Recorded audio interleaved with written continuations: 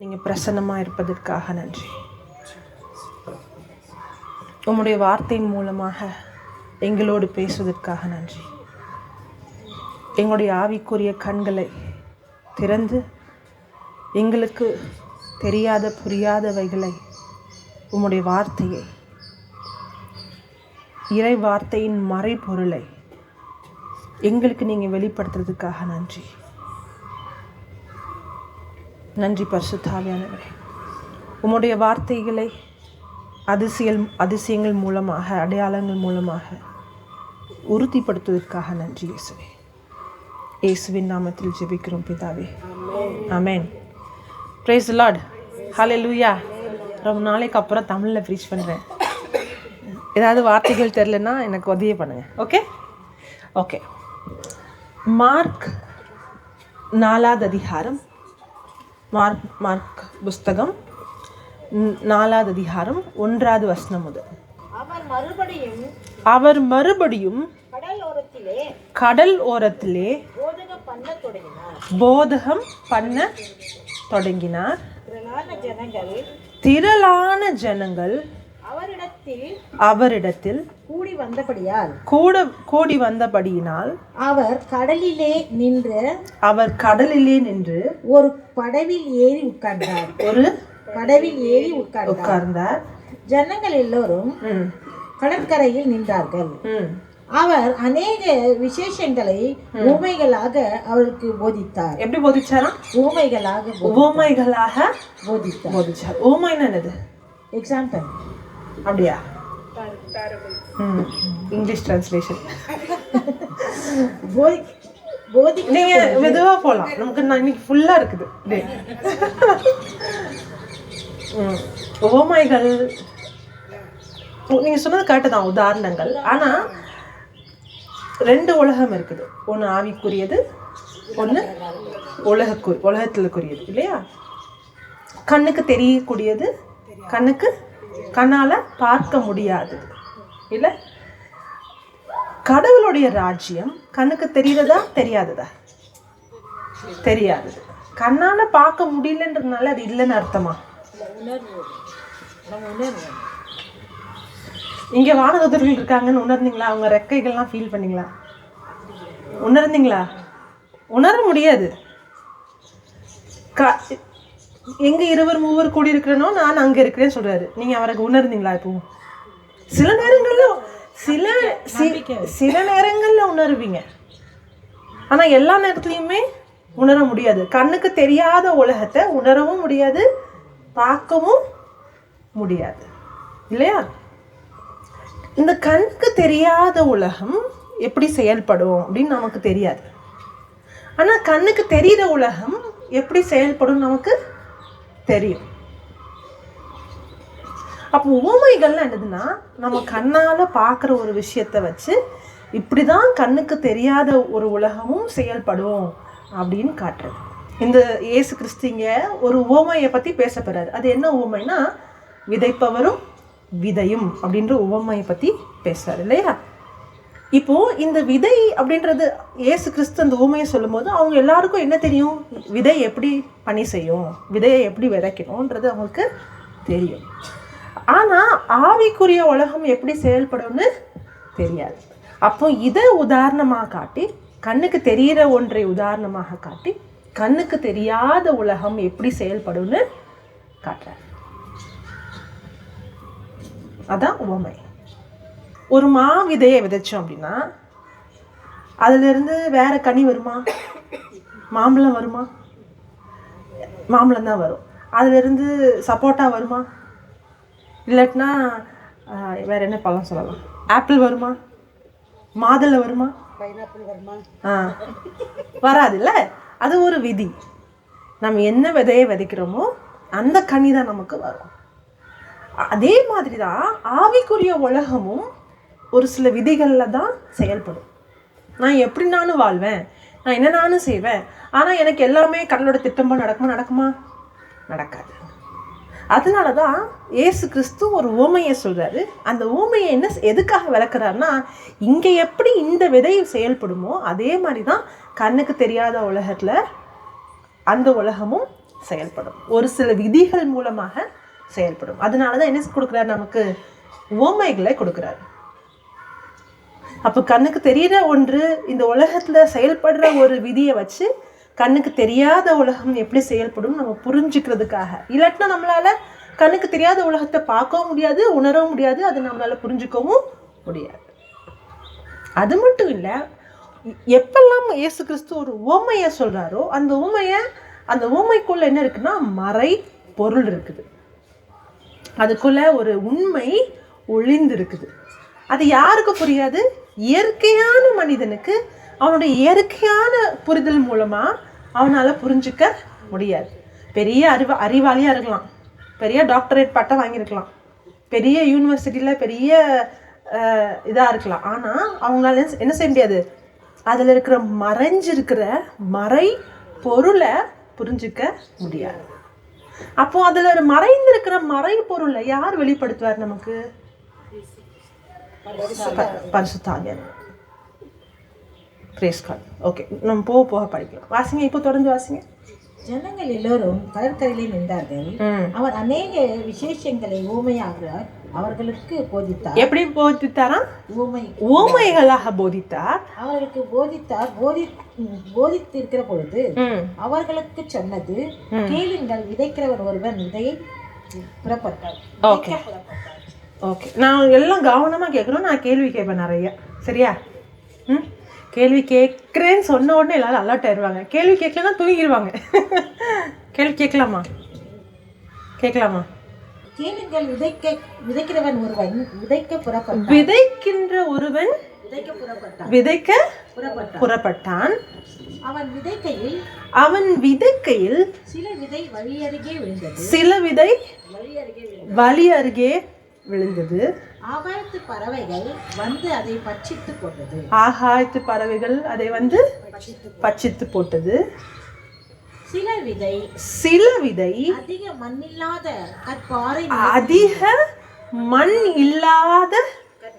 கற்பாறையில் மீது விழுந்தது.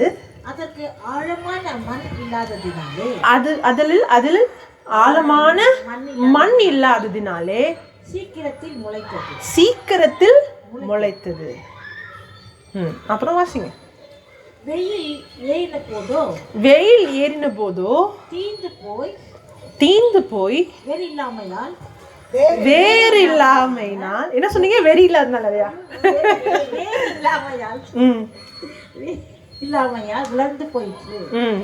வேறு இல்லாததுனால் உலர்ந்து போயிற்று. சில விதை முள்ளுள்ள இடங்களில் விழுந்தது. முள் வளர்ந்து அது பலன் கொடாதபடி அது நெருக்கி போட்டது. சில விதை நல்ல நிலத்தில் விழுந்தது. ஓங்கி வளர பயிராகி 130, 160, 100 பலன் தந்தது. 130, 60, 100 பலன் தந்தது. கேட்கிறதுக்கு காதுள்ளவன் கேட்க கடவன். கொஞ்சம் பேர் தான் காதோடு வந்தாங்களோ என்று அவர்களுக்கு சொன்னார். அவர் தனித்திருக்கும் பொழுது பன்னிருவரோடு கூட அவரை சூழ்ந்து வந்தவர்கள் இந்த ஓமையை குறித்து அவரிடத்தில் கேட்டார்கள். அதற்கு அவர் தேவனுடைய ராஜ்யத்தின்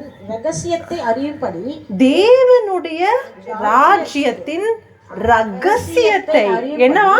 தேவனுடைய ராஜ்யத்தின் ரகசியத்தை அறியும்படி உங்களுக்கு அருளப்பட்டது. புறம்பே இருக்கின்றவர்களுக்கோ இவைகள் எல்லாம் உமைகளாக சொல்லப்படுகிறது. இது எல்லாமே எப்படி இருக்குது? உமைகளாக சொல்லப்படுது. அவர்கள் குணப்படாத படிக்கும், பாவங்கள் அவர்களுக்கு மன்னிக்கப்படாத படிக்கும், அவர்கள் கண்டும் காணாதவர்களாகவும் கேட்டு உணராதவர்களாகவும் இருக்கும்படி இப்படி சொல்லப்படுகிறது என்றார். பின்பு அவர் அவர்களை நோக்கி, இந்த ஊமையை நீங்கள் அறியவில்லையா? இந்த உவமையை நீங்கள் அறியவில்லையா? அறியாவிட்டால் மற்ற ஊமைகள் எல்லாம் எப்படி அறிவீர்கள்? அவ்வளவுதான், அதோட நிறுத்திக்கோங்க. மற்ற ஊமைகள் எல்லாம் இயேசு கிறிஸ்து என்ன சொல்றாரு? இந்த உவமையை புரிஞ்சிக்கல அப்படின்னா எந்த உவமையுமே நீங்க புரிஞ்சிக்க மாட்டீங்க. ஏன் அப்படி சொல்றாரு? நான் ஏற்கனவே சொன்னேன், இந்த இயற்கையான உலகம் கடவுளுடைய ராஜ்யம். இதை புரிஞ்சுக்கிட்டா கடவுளுடைய ராஜ்யம் எப்படி செயல்படுன்னு புரிஞ்சுக்க முடியும். அதே அதிகாரத்துல 4வது அதிகாரத்துல 26வது வசனம் வாசிங்க. பின்னும் அவர் அவர்களை நோக்கி தேவனுடைய ராஜ்யமானது ஒரு மனுஷன் நிலத்தில் விதையை விதைத்தது. ஒரு மனிதன் நிலத்தில் விதையை விதைப்பதற்கு இரவில் தூங்கி பகலில் வீழ்த்திருக்க அவனுக்கு தெரியாத விதை முளைத்து பயிராகிறதற்கு ஒப்பாய் இருக்கிறது. அப்போ தேவனுடைய ராஜ்யம் எதற்கு ஒப்பா இருக்குதான்? ஒரு விவசாயி ஒரு விதையை விதைச்சு அந்த விதை எப்படி அவன் இரவும் பகலும் தூங்கும் பொழுது அவனுக்கு எப்படி அது உருவாகுதுன்னு தெரியாத போது, ஆனா அது என்ன ஆகுது? கனியை கொடுக்குது. ஒரு விதை எப்படி செயல்படுமோ அப்படிதான் தேவனுடைய ராஜ்யம் செயல்படும். அப்போ இந்த உவமையை புரிஞ்சுக்கலனா, ஒரு விதை எப்படி செயல்படும்ன்ற உவமையை புரிஞ்சுக்கலனா எந்த உவமையுமே புரிஞ்சுக்க முடியாது. அப்படின்னு அர்த்தம், தேவனுடைய ராஜ்யம் எப்படி செயல்படுதுன்னு புரிஞ்சிக்க முடியாது. அப்போ இதுதான் என்னது? அடிப்படை. இதை புரிஞ்சுக்கிட்டோம் அப்படின்னா மற்ற எல்லாவற்றையும் எளிமையாக புரிஞ்சு கொள்ள முடியும். நமக்கு ரொம்ப ஃபேசினேட்டிங்காக இருக்கிறது என்னது? ஹீலிங், அனாயிண்டிங் இல்லையா? ஆனால் எது அடிப்படை? ஒரு விதை எப்படி செயல்படணும் புரிஞ்சுக்கணும். சரி, இப்போ நீங்கள் நான் வாசித்தீங்க எல்லாரும் கவனிச்சிங்க தானே? அதுலேருந்து சில கேள்வி கேட்கலாமா? ஓகே, தேவனுடைய ராஜ்யத்தின் ரகசியம் யாருக்கு வெளிப்படுத்துவார்? எல்லாருக்கும் வெளிப்படுத்துவாரா? இந்த ஒரு பெரிய கூட்டம் வந்தாங்களா? எத்தனை பேர் வந்தாங்க? பெரிய திரளான ஜனங்கள் வந்தாங்க இல்லையா?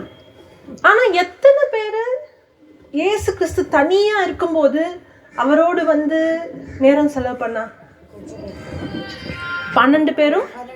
அந்த வாசிங்க, அது எந்த வசனம்? அவர் தனித்திருக்கிற போது 12 கூட, அவர் தனித்து இருக்கும் பொழுது 12 கூட அவரை சூழ்ந்திருந்தவர்கள் இந்த உவமையை குறித்து அவரிடத்தில் கேட்டார்கள். இயேசு கிறிஸ்து எத்தனை பேருக்கு போதிச்சாரு? நிறைய பேர், திரளான ஜனங்கள், ஆயிரக்கணக்கான ஜனங்களுக்கு போதிச்சார். எல்லாரும் கேட்டாங்களா? எல்லாரும் கேட்டாங்க. எல்லாருமே கேட்டாங்க. எல்லாருக்கும் புரிஞ்சுச்சா? யாருக்குமே புரியல. ஆக்சுவலா அந்த கூட்டத்துல யாருக்குமே புரியல. ஏன்னா மறைபொருள் யாருக்குமே புரியாது. யாராவது நான் ஸ்மார்ட் புரிஞ்சுக்கணும்னு நினைச்சா கண்டிப்பா புரியாது. யாராலையுமே தன்னுடைய புத்திசாலித்தனத்தினாலேயோ அவங்களுடைய அறிவாளித்தனத்தினாலே என்ன செய்ய முடியாது? புரிஞ்சிக்கவே முடியாது. அது தேவனுடைய ரகசியம். அந்த ரகசியம் எவ்வளவு அறிவாளியா இருந்தாலும் புரிஞ்சுக்க முடியாது. அந்த ரகசியத்தை கடவுளே என்ன செய்யணும்? வெளிப்படுத்தணும். அதனாலதான் இயேசு கிறிஸ்து பேதுருடன் சொல்வாரு, ரத்தமும் சரீரமும் உனக்கு இது வெளிப்படுத்தல, என்னுடைய பிதா வந்து உங்களுக்கு இதை வெளிப்படுத்தினார் இல்லையா? அப்போ அவர் நமக்கு வெளிப்படுத்தாம நம்மளால எந்த ரகசியத்துமே புரிஞ்சிக்க முடியவே முடியாது. அப்போ அங்க வந்து யாருக்குமே புரியல. ஆனா ஒரு சிலர் மட்டும் இயேசு தனியாக இருக்கும் பொழுது என்ன செஞ்சாங்கன்னா அவரோட நேரம் செலவு பண்ணாங்க. நிறைய பேர் மீட்டிங்க்கு வரலாம், நிறைய பேர் நிறைய ப்ரீச்சிங்கை யூடியூப்ல கேட்கலாம். நிறையா என்ன ஆயிடுச்சு தெரியுமா? ஏன் இந்த ஓமை ரொம்ப ரொம்ப ரொம்ப முக்கியம்னா, இந்த ஓமையை பார்த்தீங்க அப்படின்னா, இந்த ஓமை வந்து 4 விதமான நிலங்களை பற்றி பேசுது இல்லையா? முதல் ரகமான நிலம் என்னது? நான் சொன்னேன், கேள்வி கேட்பேன். முதல் ரகமான நிலம், நீங்க 2 பேர் இந்த ஃபர்ஸ்ட் ரோல இருக்கிறவங்க ஆன்சர் பண்ணக்கூடாது, சரியா? நான் கேட்பேன். ஓகே. முதல் நிலம் எது? வழி ஓரத்தில் விழுந்த விதை. 2வது நிலமானது என்னது? கற்பாறையின் மீது விழுந்த விதை. 3வது பாத்தீங்களா, பைபிள் பார்த்து பார்த்து ஒருத்தவங்க சொல்றாங்க. 3வது என்னது? முட்செடிகள். 4வது என்னது? நல்ல நிலத்துல விழுந்த விதை இல்லையா? இந்த 4 நிலமும் மனுஷனுடைய இருதயத்தை குறிக்குது. இந்த 4 நிலத்துல இந்த 4வது நிலம் மட்டும்தான் அறுவடைய கனியை பார்த்துச்சான். இந்த முழு உவமையுமே அந்த செடி மரம் எப்படி வளருதுன்றதை பற்றி பேசல, அந்த வேர் எப்படி உள்ளே போகுதுன்றதை பற்றி தான் பேசு. நம்மளுடைய நோக்கம் எங்கே இருக்குதுன்னா, நம்ம எந்த அளவுக்கு வளர்கிறோம், எந்த அளவுக்கு முன்னேறுறோம். அது மினிஸ்ட்ரியாவாக இருந்தாலும் சரி, உலக வாழ்க்கையாக இருந்தாலும் சரி, ரெண்டுத்துலேயுமே நம்ம வெளியில் இருக்கிற விஷயத்துக்கு தான் என்ன செய்கிறோம், ரொம்ப முக்கியத்துவம் கொடுக்கணும். இன்றைக்கி நான் வந்து ஒரு ஒரு மாங்காய் விதையை விதைக்கிறேன் அப்படின்னா, நாளைக்கு எனக்கு மாம்பழம் கிடைக்குமா? கிடைக்காது. இன்றைக்கி விதைச்சி நான் பொறுமையாக இருந்தேங்க, 2 மணி நேரம் பொறுமையாக இருந்தேன், 3 மணி நேரம் பொறுமையாக இருந்தேன், 24 மணி நேரம் பொறுமையாக இருந்தேன், 10 மாண்டு பொறுமை 10. அதே மாதிரி தான் இறைவார்த்தையும் நம்மளுடைய வாழ்க்கையில் செயல்படும். இறைவார்த்தை ஸ்லோ கிடையாது, நம்ம ஸ்லோ. அதாவது ஒரே நாளில் ஒருத்தவங்க முழுமையாக என்ன செய்ய மாட்டாங்க, மாற முடியாது. ஒருவேளை ஒரே நாளில் எல்லாம் நடந்துன்னு வச்சுக்கோங்களேன். ஒரு பெரிய செடி இருக்குது, பெரிய மரம் இருக்குது, அதுக்கு வேறே இல்லைன்னா என்ன ஆகும்? அந்த மாதிரி தான் நம்ம நிறைய பேர். இந்த உவமையில் எது ரொம்ப முக்கியம்னா, நம்மளுடைய அஸ்திவாரம், நம்ம எந்த அளவுக்கு மேலே வளர்றோம் கிடையாது, எந்த அளவுக்கு ஆழமாக வளர்றோன்றது தான் முக்கியம். அதுதான் இந்த உவமை, இந்த முழு உவமையுமே வந்து நமக்கு கற்றுக் கொடுக்குது. பிரைஸ் தி லார்ட், ஹல்லேலூயா. நிறைய பேர், பெரிய திரளான ஜனங்கள், பெரிய கூட்டம் வந்தது, எல்லாரும் கேட்டாங்க. ஆனா அவங்க யாருமே கேட்டதை என்ன செஞ்சுக்கல, புரிஞ்சுக்கல. ஒருவேளை அந்த மீட்டிங் பெரிய சக்ஸஸ்ஃபுல், 1000 பேர் வந்தாங்க, 5000 பேர் வந்தாங்கன்னு சொல்லியிருக்கலாம். ஆனால் ஏசு கிறிஸ்து உண்மையான சக்ஸஸ் எதை பார்த்தாரு? அந்த 12 பேரில் அந்த கொஞ்சம் பேர் வந்தாங்க பார்த்தீங்களா? அந்த கொஞ்சம் பேர் என்ன செஞ்சாங்க, எங்களுக்கு இது புரிஞ்சிக்க முடியல அப்படின்னு தாகத்தோடு தேடி வந்தாங்கல்ல. அப்படி தேடும் பொழுது தான் ஆண்டவர் என்ன செய்வார், அந்த ரகசியத்தை வெளிப்படுத்துவார். எல்லாருமே எல்லாம் ஆண்டவருடைய இறைவார்த்தையில் இருக்க ரகசியத்தெல்லாம் என்ன செய்ய முடியாது, புரிஞ்சிக்க முடியாது. வேணால் இங்கேருந்து புரிஞ்சுக்கலாம், இன்டலெக்டாக புரிஞ்சுக்கலாம். இந்த வசனம் இப்படி சொல்லுதுன்னு சொல்லலாம், இந்த டெஃபினிஷன் இதெல்லாம் கோட் பண்ணலாம். ஆனால் அந்த வார்த்தை அவங்களுடைய வாழ்க்கையில் எந்த விதமான ஒரு மாற்றத்தையோ, எந்த விதமான ஒரு அறுவடையோ, இல்லை எந்த விதமான ரிசல்ட்டோ என்ன செய்யாது, கொண்டு அந்த ஒரு சிலருக்கு மட்டும் ஆண்டவர் என்ன செய்கிறாரு, வெளிப்படுத்துகிறாரு. அப்போ ஆண்டவர் ஒன்று சொல்கிறாரு, நீங்கள் எத்தனையோ பேர் வந்தாங்க, ஆனால் உங்களுக்கு மட்டும்தான் இந்த ரகசியம் வெளிப்படுத்தப்படுது. அவருடைய கேட்டும் புரியாமல், பார்த்தும் தெரியாமல், புரிஞ்சிக்காம இருக்காங்கன்னு சொல்கிறார் இல்லையா? அப்படின்னா நிறைய பேர் இறைவார்த்தையை கேட்பாங்க, ஏன் அற்புதங்களையும் கண்ணால் பார்ப்பாங்க. ஆனால் அந்த நேரத்தில் ரொம்ப எக்ஸைட்டடாக இருப்பாங்க. எப்படி இருப்பாங்கன்னா, உற்சாகமாக இருப்பாங்க அந்த நேரத்தில். ஓ, இந்த மாதிரி நடக்குதே அப்படின்னு. ஆனால் அவங்க வாழ்க்கையில் ஒரு சின்ன பிரச்சனை வந்து என்ன ஆயிரும், ஏன்னா அந்த வார்த்தையை கேட்டாங்க, பார்த்தாங்க, ஆனால் அதை அவங்களால என்ன செய்ய முடியல, புரிஞ்சிக்கவே முடியல. அவங்க இருதயம் எப்படி இருந்துதான், கடினமான இருதயமாக இருந்துதான். நம்ம ஒரு தடவை படித்தோம், இது போன தமிழ் செஷனில் படித்தோம். நான் எதை வந்து பார்க்குறேனோ, நான் எதை அதிகமாக கேட்குறேனோ, நான் எதற்கு அதிகமாக கவனம் செலுத்துகிறேனோ, அதற்கு என்னோடய இருதயம் மென்மையாகவும், நான் எதை உதாசீனப்படுத்துறேனோ, எதுக்கு நான் கவனம் செலுத்தலையோ, எதுக்கு நான் முக்கியத்துவம் கொடுக்கலையோ, அதற்கு என்னுடைய இருதயம் கடினமாகவும் இருக்கும்னு பார்த்தோம். அதனாலதான் இயேசு கிறிஸ்து சொல்றாரு, ஒருத்தவங்களுடைய இருதயம் கடினமான இருதயம். நிறைய பேர் கடினமான இருதயம் யாருன்னு நான் உங்கள்கிட்ட கேள்வி கேட்டுன்னு வச்சுக்கோங்களேன், யாரை சொல்வீங்க? கொலை செய்கிறவங்க, கடவுள் நம்பிக்கை இல்லாதவங்க, இல்லை சர்ச்சுக்கே வராதவங்க, பைபிளே வாசிக்காதவங்க, அவங்க தான் கடினமான இருதயம்னு நம்ம சொல்லுவோம். ஆனால் இயேசு கிறிஸ்து கடினமான இருதயம்னு யாரை சொல்கிறாரு? சீஷர்களே பார்த்து சொல்கிறாரு. இந்த அடுத்த அதிகாரத்தில், இது மார்க் 4 இல்லை, மார்க் 5 இல்லை, 6 அப்புறம் மார்க் 8 சொல்கிறாரு, நீங்கள் எத்தனை நாளைக்கு தான் அப்படி கடினமான இருதயமாக இருப்பீங்கன்னு சொல்கிறாரு. அதுலேயும் சொல்லுவார், கண் இருந்தும் பார்க்காம, காது இருந்தும் கேளாம, அதை புரிந்து கொள்ளாமல் இருக்கீங்க. அந்த அப்பத்தை பெருக்கும்போது சொல்கிறார். அப்போ காது இல்லாதவர்கள்னா யாரு? இருதயம் கடினமாக இருப்பவர்கள். காது இல்லாதவங்க கிடையாது, இருதயம். அதாவது கம்பேர் பண்ணலாம், ஃபிசிக்கலாகவும் ஸ்பிரிச்சுவலாகவும். கண் இருந்து என்னால் ஒரு விஷயத்தை பார்க்க முடியல, கண் இல்லை பார்க்க முடியல. காது கேட்குறதுக்கு ஏதோ பிரச்சனை, கேட்க முடியல. இல்லாட்டினா மனநில பிரச்சனை, அறிவாற்றல் இல்லை, அதனால் சில விஷயங்களை புரிஞ்சுக்க முடியல, இல்லையா? சாதாரண விஷயங்களே எப்படி நடக்கணும், எப்படி போகணும், எப்படி சாப்பிடணும்னு, இல்லாட்டினா சில கண்ணால் எதுவுமே பார்க்க முடியல, எல்லாமே இருட்டாக இருக்குது. இல்லாட்டினா காதால் எதுவுமே கேட்க முடியல. அது என்ன சொல்லுவோம்னா ஃபிசிக்கலி சேலஞ்சுன்னு சொல்லுவோம், இல்லையா? அதே மாதிரி இருதயம் கடினமாக இருக்கிறவங்க ஆவிக்குரிய உலகத்துக்கு குருடாகவும் செவிடாகவும் புரிந்து கொள்ள தன்மை இல்லாதவர்களாகவும் இருக்கிறோம். புரியுதா?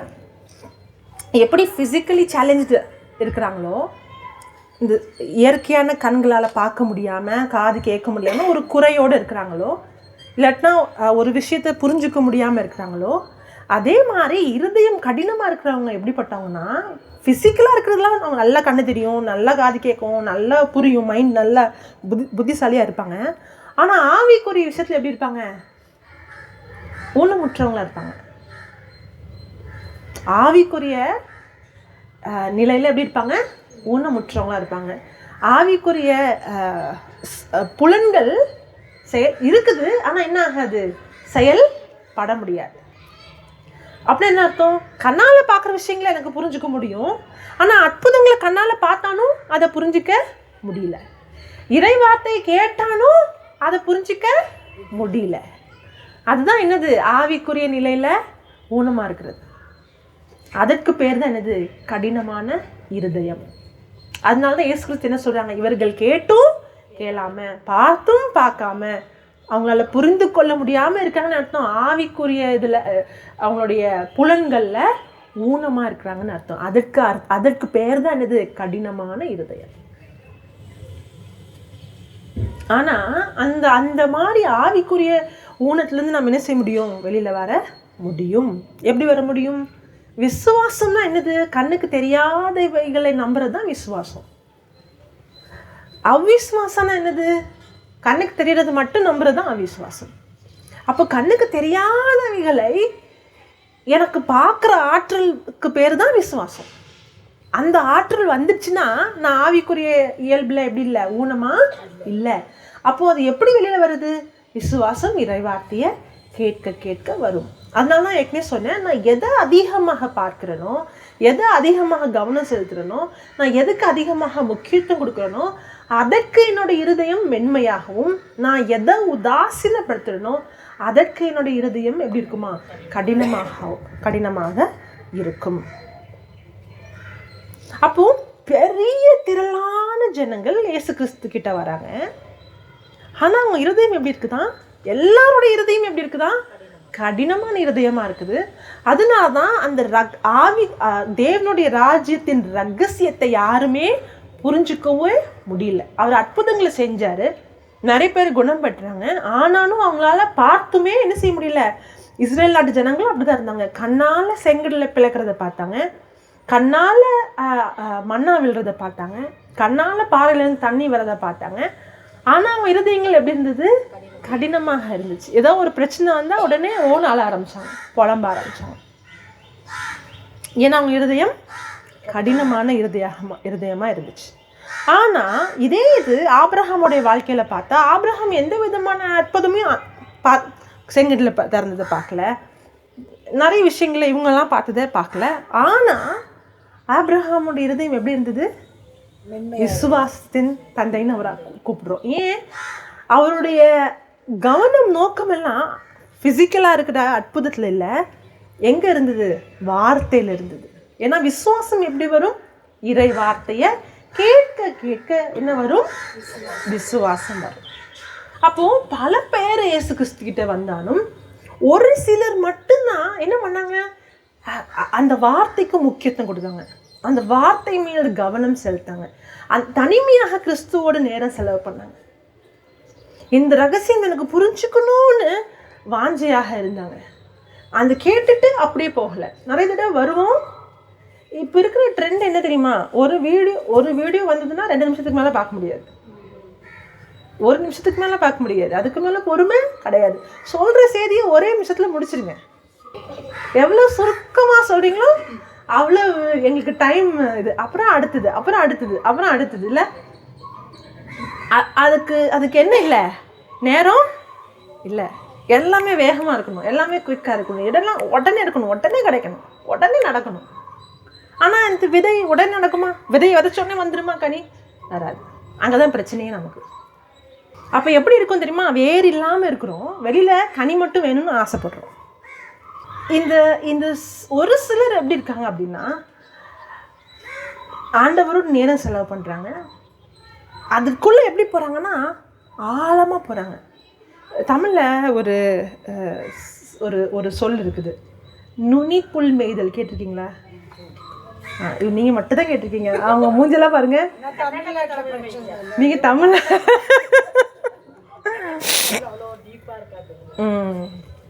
நுனிப்புல் கேட்டு நல்ல வேலை ஒருத்தர் தலையாட்டினாங்களே. நுனிப்புல் மேய்தல் அப்படின்னு என்ன அர்த்தம்?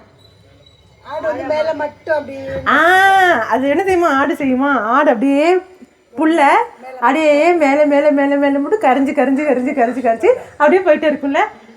அதுதான் நம்மளும் பண்ணுறோம். நுனிப்புல் மேய்தல். நான் தமிழ் சொல்லி தரல, ஆனால் அது எல்லாமே நமக்கு தெரியும். நமக்கு தெரியாத விஷயமே இல்லை. யாரை போதிச்சானா தெரியுமே. ஆனால் எப்படி தெரியும்? எல்லாமே கொஞ்சம் கொஞ்சம். நுனிப்புல் என்ன பண்ணுறது தெரியுமா? நுனிப்புல் மேயிரும். நுனிப்புல் மேய்ஞ்சோம் அப்படின்னா அங்கே என்ன இருக்காது? பலன் இருக்காது. கொஞ்ச நாள் தான், அந்த நேரத்துக்கு மட்டும்தான். அதான் இந்த ஊமையை புரிஞ்சுக்கிட்டீங்க அப்படின்னா, எந்த ஊமையுமே புரிஞ்சுக்குவீங்க அப்படின்னு அர்த்தம். கடவுளுடைய ராஜ்யம் எப்படி செயல்படும்னு நீங்கள் புரிஞ்சுக்குவீங்க. அப்போ முதலாவது நான் என்ன பார்க்கணும் அப்படின்னா, எனக்கு தாகம் இருக்கணும், எனக்கு அந்த வாஞ்சை இருக்கணும், எனக்கு அந்த ஆசை இருக்கணும். என்ன ஆசை இருக்கணும்? எனக்கு இந்த வார்த்தையை தெரிஞ்சுக்கணும், நான் இந்த வார்த்தையோடு நேரம் செலவு பண்ணணும், நான் இந்த வார்த்தையில் ஆழமாக போகணும். நுனிப்புல் மேயக்கூடாது. எல்லாமே தெரிஞ்சுக்கணும்னு அவசியம் கிடையாது. எது படிக்கிறோமோ அது என்ன செய்யணும்? ஆழமாக. நீங்கள் என்னுடைய ப்ரீச்சிங்லாம் கேட்டிங்கன்னா, நான் நிறைய புதுசாலாம் ப்ரீச் பண்ண மாட்டேன். கேட்டிருக்கீங்களா? எனக்கு அதில் இன்ட்ரெஸ்டே கிடையாது.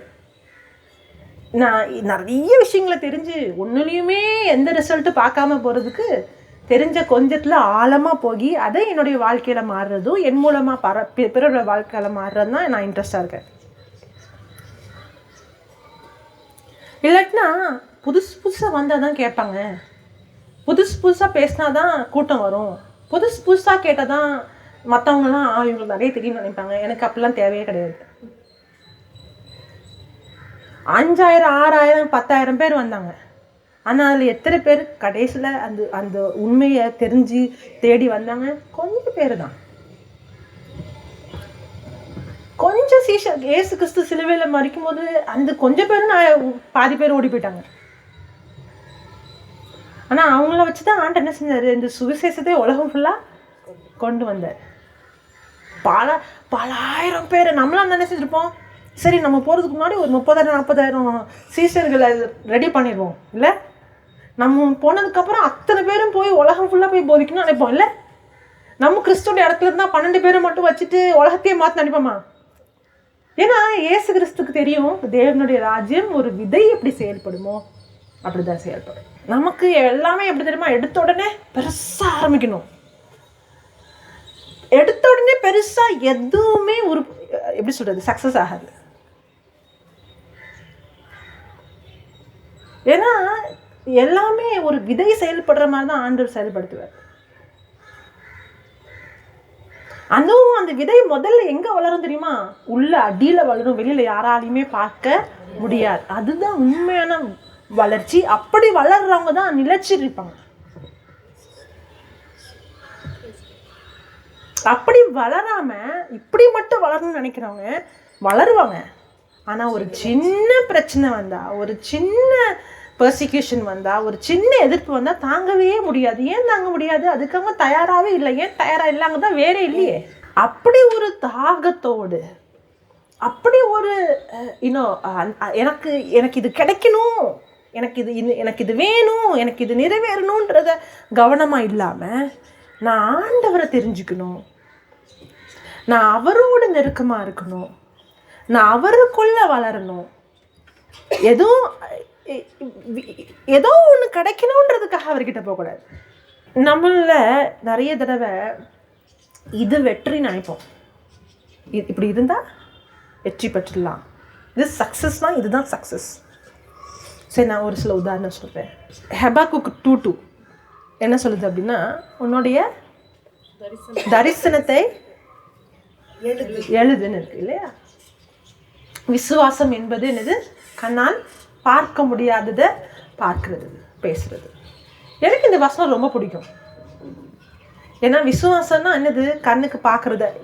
ஆபிரகாம் பிள்ளை இல்லாமல் இருந்தார், குழந்தை இல்லாமல் இருந்தார். ஆனால் தேவன் எப்படி கூப்பிட்டாரு, நீ பல தேசங்களுக்கு தந்தைன்னு கூப்பிட்டார் இல்லையா. அப்போ விசுவாசம்னா என்னது, கண்ணுக்கு தெரியாதவற்றை விசுவாசிக்கிறது, இறை வார்த்தை சொல்றது விசுவாசிக்கிறது, அதை நம்புறது, அதை பேசுறது, அதை எழுதுறது தான் விசுவாசம். நிறைய பேர் இறைவார்த்தையை கேட்பாங்க. ஓகே, இப்போ எனக்கு சுகம் பெறணும்னா நான் இந்த வசனத்தை பேசணும், எனக்கு குழந்தை பிறக்கணும்னா நான் இந்த வசனத்தை பேசணும், எனக்கு வேலை கிடைக்கணும்னா நான் இந்த வசனத்தை பேசணும், இதை நான் பேச ஆரம்பிக்கணும், இதை நான் எழுத ஆரம்பிக்கணும், சிலர் நேரங்களில் வரைய ஆரம்பிக்கணும், கண்ணுக்கு தெரியாதவற்றை பேசி அதை நான் பெற்றுக்கொள்ளணும். இதில் ஒரு பெரிய பிரச்சனை இருக்குது. எத்தனை பேர் இந்த வசனம் தெரியும்? முன்னாடி கை தூக்குங்க. ஹெபாக்குக் 2:2 எத்தனை பேர் எழுதி வச்சிருக்கீங்க? எத்தனை பேர் உங்களுக்கு ஒரு நோய் இருந்துச்சு, இல்லாட்டினா ஒரு பிரச்சனை இருந்துச்சு, அதை பேசாமல் இறை வார்த்தையை பேசி எழுதி வச்சிங்க? கை தூக்குங்க. அட, யாருமே இல்லையா? 2 பேரை தவிர கை தூக்க மாட்டேங்கிறாங்க. அவங்க எழுதி வச்சுருந்தாங்க, தெரியும். சார், நான் வேறு மாதிரி கேள்வி கேட்கணும். இவங்களெல்லாம் எத்தனை பேருக்கு உடலில் ஏதாவது வலி, எது நோய் இருக்குது? கை தூக்குங்க. அட, எதுக்குமே கை தூக்க மாட்டேங்கிறாங்க. எத்தனை பேருக்கு வாழ்க்கையில் பிரச்சனை இருக்குது? கை தூக்குங்க. இதுக்கு மட்டும் கை தூக்கலை. கை தூக்குங்க, நல்லது. கை தூக்குங்க. இந்த 2வது ரோவில் யாருக்கும் பிரச்சனையே இல்லையா? எதுக்கு வந்தீங்க நீங்கள் மீட்டிங்க்கு? நான் கேட்குறேன். கை தூக்குங்க. பிரச்சனை இருக்குன்னு சொல்கிறாங்களா? ஹலோ, உங்களுக்கு பிரச்சனையே இல்லையோ? நிஜமாவா? படிக்கிறது தான் பிரச்சனையா? இல்லை நீங்கள் தான் பிரச்சனையா? கை தூக்குனவங்களாம் பிரச்சனை இருந்ததுன்னு கை தூக்குனவங்க எப்படி ஜெபிக்கிறீங்க உங்கள் பிரச்சனைக்காக? சொல்லுங்கள் பார்க்கலாம். நான் முதல்ல இதுவே தெரியலன்னா நான் அங்கங்கே விதைக்கிறதுக்கு போகிறது சொல்லுங்கள். உங்களுக்கு பிரச்சனை இருக்குது தானே? எப்படி ஜெபிப்பீங்க? உங்கள் பிரச்சனையெல்லாம் சொல்ல வேணாம், நீங்கள் எப்படி ஜெபிப்பீங்கன்னு சொன்னால் போதும். Thanks giving. ஆண்டவரே பிரச்சனை கொடுத்ததுக்கு நன்றியா, அந்த பிரச்சனை தீர்த்ததுக்காக நன்றி. நீங்கள் அதே தானா? சேம். இது ஈயடிச்ச காப்பி மாதிரி இருக்குது. அதே தான், சேம் ஆன்சர். பிரச்சனையை பற்றி பேசாமல் ப்ரேயர் பண்ணணும். சரி, ஓகே. எத்தனை பேர் வந்து எனக்கு இது நடக்கணும்னு ஜெபிக்கிறீங்க? கை தூக்குங்க. ஏதோ ஒரு விஷயம் நடக்கணும்.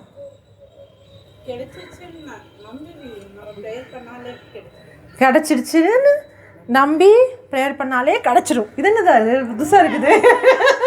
கிடச்சிட்டு ஆனால் கிடச்சிரும். ஓகே, சரி, ஓகே. இதில் ஒரு பிரச்சனை இருக்குது. என்ன பிரச்சனை சொல்லுங்கள்? எல்லாருக்குமே God has a plan. கடவுளுக்கு ஒரு திட்டம் இருக்குது.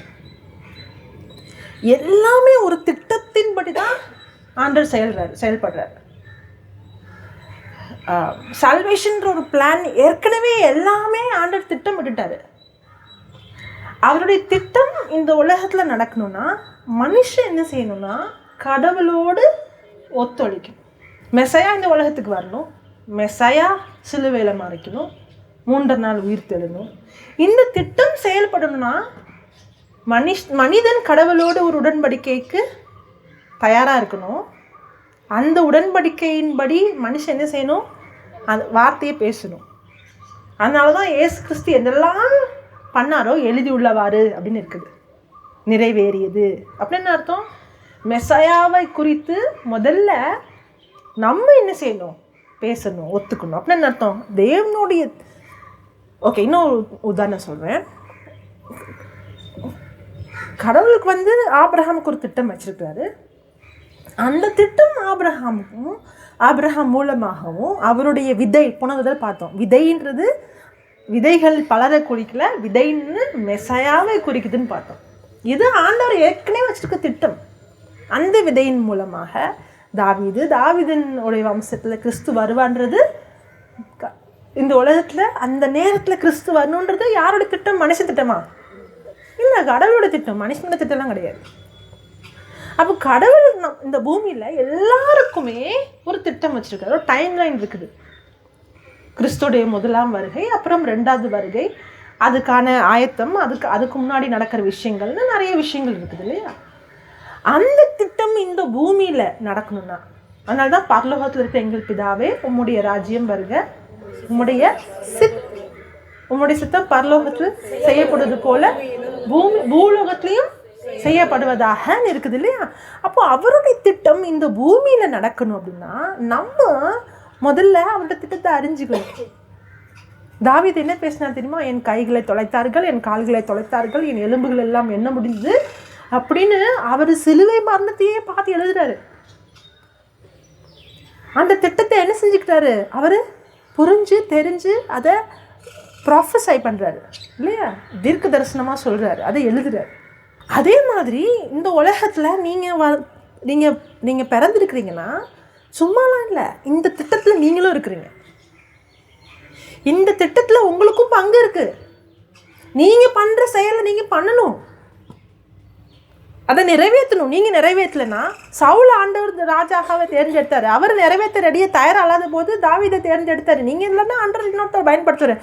ஆண்டவர் திட்டம் நிறைவேறும் நிச்சயமாக. ஆனால் உங்களுடைய வாழ்க்கையில் வச்சுருக்கிற ஆண்டவர் திட்டம் நிறைவேறுமான்றது நீங்கள் தான் தீர்மானம். அந்த திட்டத்தை யார் தெரிஞ்சுக்குவா? அதான் சொல்கிறாரு, இந்த தேவனுடைய ரகசியம் எல்லோருக்கும் வெளிப்படலை. யார் ஒருவர் தனிமையாக நேரம் செலவு பண்ணுறாங்களோ, யார் ஒருவர் அவருடைய வார்த்தையை தெரிஞ்சுக்கணும், அவரை தெரிஞ்சுக்கணும்னு நேரம் ஒதுக்குறாங்களோ, நேரம் இல்லைன்ற காலத்தில் இருக்கிறோம். ஆனால் அதில் எனக்கு மற்ற எல்லாத்தையும் நான் தள்ளி வச்சுட்டு எனக்கு எந்த இழப்பு வந்தாலும் பரவாயில்ல, இந்த நேரத்தினால எனக்கு வேறு எதையும் நான் இழந்தாலும் பரவாயில்ல, எனக்கு இதுதான் முக்கியம்னு யார் நேரம் செலவு பண்ணுறாங்களோ அவங்களுக்கு தான் என்ன செய்கிறாரு? அதில் இருக்கிற அந்த ரகசியத்தை வெளிப்படுத்துகிறார். அந்த ரகசியம் இறை வார்த்தையை பற்றின ரகசியம், அவருடைய ராஜ்யம் எப்படி செயல்படும் ரகசியம், அந்த ராஜ்யத்தில் உங்களுக்கு இருக்க திட்டத்தின் ரகசியம், அந்த திட்டத்தில் உங்களுக்காக அவர் என்ன செய்யணும்னு ஏற்பாடு பண்ணிச்சிருக்காரோ அந்த ரகசியம். இது எல்லாவற்றையும் என்ன செய்வார்? வெளிப்படுத்தாரன்பார். அந்த சீஷர்கள் சும்மாவா இல்லை, அவங்களுக்கு ஒரு திட்டம் இருந்தது. ஒரு மிஷன் இருந்தது. தோல்வி அடைஞ்ச மாதிரி தெரிஞ்சு இருந்திருக்கலாம். அவங்க நம்பின மெஸ்ஸாயாவே இப்போ மரித்து போயிட்டாரேன்னு தோணி இருந்திருக்கலாம். ஆனால் அவங்க ஆண்டோட திட்டத்தில் இருந்தாங்க. அதே பேதுரு வெளியில் வந்து தைரியம் என்ன செஞ்சார்? இறைவார்த்தையை பிரசங்கம் செஞ்சார். அதே மாதிரி உங்களுக்காக ஒரு திட்டம் ஆண்டவர் வைத்திருக்கிறார். நிறைய பேர் நினைப்போம், நான் இந்த வசனத்தை சொன்னதுனால பணம் வந்துச்சு, நான் இந்த வசனத்தை சொன்னதுனால எனக்கு இவங்க வந்து உதவி பண்ணாங்க. யோசேப்பு பஞ்ச காலத்தில் என்ன இருந்தது அவர்கிட்ட? அது அவர் சொன்னாரா, நான் சொன்னதுனால என் ஆண்டவர் எனக்கு கொடுத்தாருன்னு? இல்லை, ஆண்டவரோட திட்டம் தான் அது. பஞ்ச காலத்தில் உனக்கு போதிப்பேன்ற திட்டமே ஆண்டோட திட்டம் தான். யோசேப்பு ஒன்றும் நான் எழுதி வைக்கிறேன் வசனத்தை, நான் வரைகிறேன், நான் ஹெபாக்குக்கு 2 அதெல்லாம் கிடையாது. அவருடைய திட்டத்தை அறிந்து இதுதான் தேவனுடைய விருப்பம், இதுதான் அவருடைய அவர் எனக்கு பிரச்சனைக்கு மத்தியில் எனக்கு கொடுத்துருக்க சொல்யூஷன் ஏற்கனவே அறிந்து அந்த திட்டத்தை தான் அவர் எழுதி வைக்கிறார். அதை தான் அவர் பேசுறாரு, அதை தான் அவர் செயல்படுறார். நம்ம இந்த பக்கத்தில் இருந்தோம், இப்போ இந்த பக்கத்துக்கு போயிட்டோம். முதல்ல எப்படி இருந்தோம் தெரியுமா? பிரச்சனையே ஜெபிச்சுட்டு இருந்தோம், பிரச்சனையே பேசிகிட்டு இருந்தோம். இப்போ இந்த பக்கம் போயிட்டோம். எப்படி ஆகிட்டோம்? நம்ம கடவுள் ஆகிட்டோம். நான் என்னெல்லாம் ஆசைப்படுறேனோ அதெல்லாம் நான் வாய் திறந்து பேச ஆரம்பிப்பேன். நான் என்னெல்லாம் ஆசைப்படுறேனோ அதெல்லாம் எழுத ஆரம்பிப்பேன். ஆனால் அதுதான் எனக்கு கடவுள் வச்சுருக்க திட்டமானு தெரியாது. ஒன்றில் இந்த பக்கம் இருந்தோம், பிரச்சனையே பேசிக்கிட்டு, பார்க்குறதையே பேசிக்கிட்டு, அதுவும் தப்பு. இல்லாட்டினா என்ன பண்ணிட்டோம்னா இந்த பக்கம் போயிட்டோம். எப்படி போயிட்டோம் தெரியுமா? சரி, உலகத்தில் எது சக்ஸஸ்ஸு? ஓகே, பெரிய ஜாப் கிடைக்காத சக்ஸஸ். ஓகே, எழுது ஹெபாக்குக்கு 2 எனக்கு இந்த ஜாப் கொடுத்துருக்காரு நன்றி. உலகத்தில் எது சக்ஸஸ்ஸு? இவ்வளோ சம்பளம் இருந்தால் சக்ஸஸ். ஓகே, எழுது எனக்கு இவ்வளோ சம்பளம் கொடுத்துருக்கா நன்றி. அதுக்கப்புறம் டேட்டை வேறு போட்டுக்குவோம். இந்த டேட்டில் இந்த நாளில் எனக்கு ஒரு நாள் ஒருத்தவங்க சொன்னாங்க, எனக்கு இந்த டேட்டில் எனக்கு இந்த குழந்தை பிறக்கணும். அதுலேயும் பொண்ணா பையனா இவங்களே முடிவு பண்ணி நான் யோசிக்க ஆரம்பித்தேன், என்னமோ தப்பாக போகுதே. அப்புறம் இந்த குழந்தை பிறக்கலன்னு ஏன் இது நடக்கலை? விசுவாசம்னா கண்ணுக்கு தெரியாத பேசுறது இல்லை. நான் தான் எழுதி வச்சேன், இந்த டேட்டில் இந்த மாதத்தில் இந்த குழந்தை தான் பிறக்கணும். உண்மையாகவே எனக்கு என்கிட்ட அந்த கணவர் மனைவி 2 பேருமே பேசுகிறாங்க. நாங்கள் எழுதி வச்சோம், நாங்கள் விசுவாசத்தோம், நாங்கள் பார்த்தோம், நாங்கள் மகிழ்ச்சியாக இருந்தோம், எனக்கு அந்த குழந்தை கிடச்சிச்சின்னு நாங்கள் பார்த்தோம். ஆனால் அந்த வருஷமும் முடிஞ்சிருச்சு, நாங்கள் ப்ரெக்னென்ட்டே ஆகலை. அப்போ தான் நான் யோசித்தேன், எங்கேயும் தப்பாக போகிறாங்க. இங்கே இருந்தும் பிரச்சனையே பேசிக்கிட்டு இப்போ என்ன ஆயிடுச்சு தெரியுமா? உலகம் எப்படி வாழுதோ அதை பார்த்துட்டு இதே மாதிரி நானும் வாழணும்னு சொல்லி இறை வார்த்தை எடுத்துட்டு ஹெபாக்குக்கு 2 இது இந்த வசனம் சொல்லுது, கண்ணால் பார்க்க முடியாது, என்ன செய்ய ஆரம்பிச்சிடும், அது பேச ஆரம்பிக்கும். அப்படி கிடையாது. யோசேப்பு அவராக வந்து எனக்கு 7 வருஷம் இவ்வளோ கனி வரும், இவ்வளோ விளைச்சல் வரும் அப்படிலாம் அவராலாம் எழுதலை. அவருக்கும் கடவுளுக்கும் இருந்த உறவினால அவர் என்ன செஞ்சுட்டாரு? கடவுள் அவருக்காக வச்சிருக்க திட்டத்தை அறிந்து கொண்டார். அந்த திட்டத்தை அறிஞ்சதுக்கு அப்புறம் கண்ணால் பார்க்குற விஷயத்த பேசாமல் அந்த திட்டத்தை பேச ஆரம்பிக்கிறார், அந்த திட்டத்தை எழுத ஆரம்பிக்கிறார். அவர் எழுதினாரான்னு தெரியல, ஆனால் அதுதான் அதுதான் ஹெபாக்குக்கு 2 சொல்லுது. அந்த திட்டத்தை எழுதணும். அந்த திட்டத்தை எழுதுறது 2வது பட்சம். அவரோடு இருக்கிற உறவு தான் முதல்ல. அந்த உறவே இல்லாமல் எழுதுனா ஒன்றும் நடக்காது. அப்புறம் இந்த மாதிரி தான் வருவீங்க, நான் எழுதுனே நடக்கலையே, நான் சொன்னனே நடக்கல, ட்ரை பண்ணுங்க ஆனால் நடக்கலை. அப்புறம் என்ன சொல்லிடுவோம்? அவங்களுக்கு நடக்கும், நமக்கு நடக்கல. அவங்களுக்கு விசுவாசம் இருக்குது, நமக்கு விசுவாசம் இல்லை. உங்களுக்காக ஆண்டவர் வச்சிருக்க திட்டம் எப்படிப்பட்டதுன்னா ஒரு யூனிக்கான திட்டம், தனித்துவம் வாய்ந்த ஒரு திட்டம், யாருக்குமே இல்லாத திட்டம். அது யாருமே உங்ககிட்ட சொல்லலாம் முடியாது. அது உங்களுக்கும் ஆண்டவருக்கும் இருக்கிற உறவினால நீங்கள் கண்டுபிடிக்கிற ஒரு திட்டம். அதை நீங்கள் என்ன பண்ணணும்? டிஸ்கவர் பண்ணணும். அதுக்கு என்ன வார்த்தை தமிழ்ல? கண்டுபிடிக்கணும். அந்த உறவு இருக்கும்போது, அந்த ரிலேஷன்ஷிப் இருக்கும்போது என்ன ஆகும் தெரியுமா? அவருடைய திட்டமே நம்ம இருதயத்தில் எப்படி வரும்னா விருப்பமாக வரும். திடீர்னு உங்கள் இருதயத்தில் வந்து எனக்கு இந்த மாதிரி குழந்தைங்களுடைய வாழ்க்கை ஏதாவது பண்ணணும். ஒருவேளை நீங்கள் இந்த காலத்தில் ஆட்டிசம் அந்த மாதிரி நிறைய விஷயங்கள் பார்க்குறோம். அப்படிப்பட்ட குழந்தைங்கள பார்த்தோன்னே இந்த மாதிரி ஒரு குழந்தைங்க இப்படி வாழணும்னு அவசியம் கிடையாது. இல்லாட்டினா நீங்களே ஒரு அம்மாவாக இருந்து அந்த மாதிரி ஒரு சூழ்நிலை இருக்கும்போது இந்த மாதிரியான குழந்தைங்களோட வாழ்க்கையில் எனக்கு ஆண்டோட வார்த்தையை சொல்லி அவங்க அப்படின்னு ஒரு விருப்பம் வரும். அந்த விருப்பம் உங்கள் விருப்பம் இல்லை, அது ஆண்டவர் உங்களுக்காக வச்சுருக்க திட்டம். ஒரு முதியோர்களை பார்த்தோன்னே எனக்கு இந்த மாதிரி முதியோர்களுக்கு போய் நான் எப்படியாவது அவங்களுக்கு கடவுளுடைய அன்பை காட்டணும்னு ஆசை. அது அப்படியே ஒருத்தவங்களுக்கு ஆசை வரும். அந்த ஆசை எப்போ வரும் தெரியுமா? அந்த உலகத்தில் இருக்கிற விருப்பங்கள்லாம் போயிடும். அதுக்கு முன்னாடி வேறு மாதிரி விருப்பங்கள் இருக்கும். அதுக்கு முன்னாடி வந்து நம்ம சாதிக்கணும், பெரிய ஆளாகணும், நம்ம நம்ம நம்ம வந்து ப்ரூவ் பண்ணி காட்டணும், நம்மளை அவமானப்படுத்த முன்னாடிலாம் நம்ம நல்லா வாழ்ந்து காட்டணும். வந்திருக்கா? எனக்கு வந்திருக்கா தான் சொல்கிறேன். நம்ம அவமானப்படுத்தினாங்க, ஒன்றுமே இல்லாத முட்டாள் சொல்கிற முன்னாடி நம்ம வாழ்ந்து காட்டணும் அப்படின்னு. ஆனால் என்னைக்கு ஆண்டவரோட அந்த உறவு வருமோ அந்த எண்ணெல்லாம் உடஞ்சி போயிடும். நான் வாழ்ந்து காட்டணும், நான் சாதிக்கணும், நான் பெரிய ஆள் ஆகணுன்றதெல்லாம் போயிடும். என்ன தெரியுமா ஆசை வரும்? ஆண்டோட இருத்தையை தெரிஞ்சுக்கணும், அவரை எனக்காக வச்சிருக்குது, ஆனால் அவரை புரிஞ்சுக்கணும். எவ்வளோ பெரிய திட்டம், சின்ன திட்டம்லாம் ஒன்றுமே கிடையாது. உங்களுக்காக வச்சிருக்க திட்டத்தை நீங்கள் கண்டுபிடிக்கிறீங்களே, அதுதான் வெற்றி. கண்டுபிடிக்கிறது வெற்றி கிடையாது. கண்டுபிடிக்கிறது வெற்றியின் முதல் படிதான். அதை நிறைவேற்றுறது தான் என்னது வெற்றி. ஒருவேளை ஒருத்தர் ஆண்டவர் வந்து மேடையில் பேசுறதுக்காக அழைச்சிருக்கலாம், பெரிய ஊழியம் பண்ணுறதுக்காக அழைச்சிருக்கலாம். பைபிளில் ஸ்தேவானா, அது தமிழ் என்ன சொல்லுங்க, ஸ்தேவான் உடைய வாழ்க்கையை பார்த்தீங்கன்னா எத்தனை வருஷம் வந்தார்? 100 வருஷமா? எத்தனை இவங்க பேதுரு மாதிரி உலகம்லாம் போய் பவுல் மாதிரி போய் பிரசங்கம் பண்ணாரா? பல வருஷங்கள் பெரிய ப்ரீச்சிங் மினிஸ்ட்ரியா, இல்லாட்டினா ஃபுட் மினிஸ்ட்ரியா? சாதாரணமாக சின்ன ஒரு குறுகின வாழ்க்கை தான் வாழ்ந்தார் இல்லையா? கொஞ்சம் அவர் வந்து சாட்சியாக மாறிச்சார். ஆனால் அவர் வாழ்ந்த கொஞ்ச நாட்களுமே இன்னைக்கு வர ஒரு பெரிய ஒரு மாற்றத்தை கொண்டு வருது. அப்படிப்பட்ட ஒரு வாழ்க்கையை பெரிய மேடை, பெரிய கூட்டம், பெரிய வெற்றின்னு இந்த உலகம் சொல்லாது. அதை செத்து போயிட்டா இருப்பார் இந்த வயசுலேயே அப்படி சொல்லியிருக்கோம். இதெல்லாம் ஒரு வெற்றியான்னு சொல்லலாம். ஆனால் இன்னைக்கு வர அவரை பற்றி நம்ம பேசுகிறோம் இல்லையா? இன்னைக்கு வர நம்மளுடைய வாழ்க்கையில் அவர் ஒரு மாற்றத்தை கொண்டு வரார் இல்லையா? அதனால் நம்ம எவ்வளோ செய்யணுன்றது கிடையாது, உங்களுக்காக வச்சிருக்கிறத நீங்கள் நிறைவேற்றுறீங்க பார்த்தீங்களா, அதுதான் வெற்றி. நீங்கள் என்ன மாதிரிலாம் ஆகணும்னு அவசியம் கிடையாது, நான் உங்களை மாதிரி ஆகணும்னு அவசியம் கிடையாது.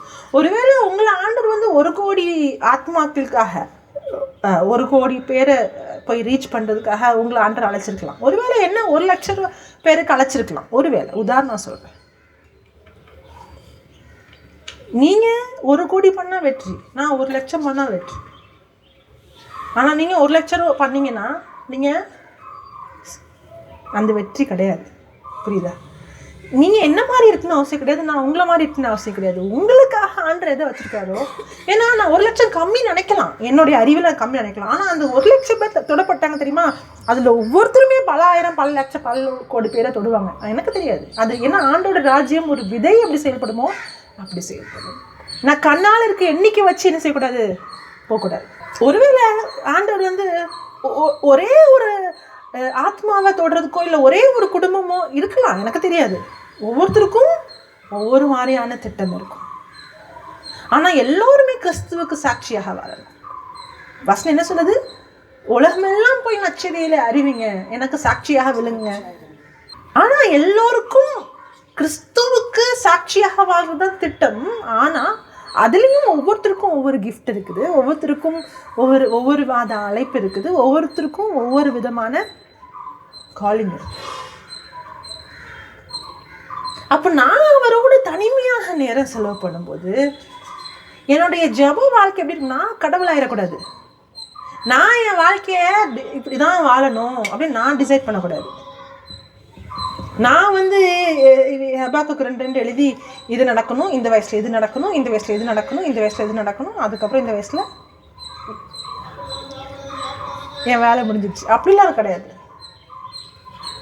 அவர் உங்களுக்காக வச்சிருக்க திட்டத்தை உங்களுடைய சொந்த பணத்தினாலேயோ, உங்கள் பலத்தினாலேயோ, உங்கள் அறிவுனாலேயோ, உங்கள் ஆற்றல்னாலேயோ செயல்படுத்தவே முடியாது.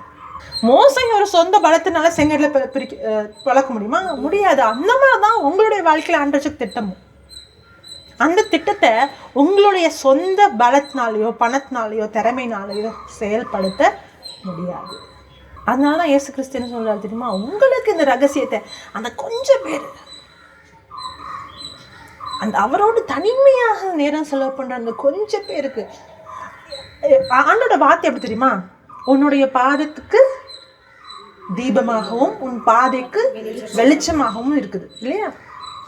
அந்த நேரத்தில் அந்த 4வது வசனத்துல உங்களுக்கு ரகசியங்கள் வெளிப்படுத்தப்படுது, மற்றவங்கலாம் காது இருந்தும் கேட்காம ஆனால் கொஞ்ச நாளுக்கு அப்புறம் அவங்களே சொல்றாரு, நீங்களாம் என்ன காது இருந்து கேட்காம அவங்களே சொல்றாரு. அப்படின்னு அர்த்தம் ஒரு தடவை பார்த்தேன் ஒரு தடவை புரிஞ்சுன்னா அவங்க வாழ்க்கையெல்லாம் புரிஞ்சுன்னா அர்த்தம் கிடையாது. ஏன்னா ஆண்டவரோட வார்த்தை இப்படிப்பட்டதான், பாதைக்கு தீபம். தீபம், இந்த தீபம்னு என்ன தெரியுமா? விளக்கு. தீபம்னா இந்த தீபம் கிடையாது, லேம்ப், விளக்கு. அந்த காலத்துலலாம் ஸ்ட்ரீட் லைட்லாம் கிடையாதுல்ல.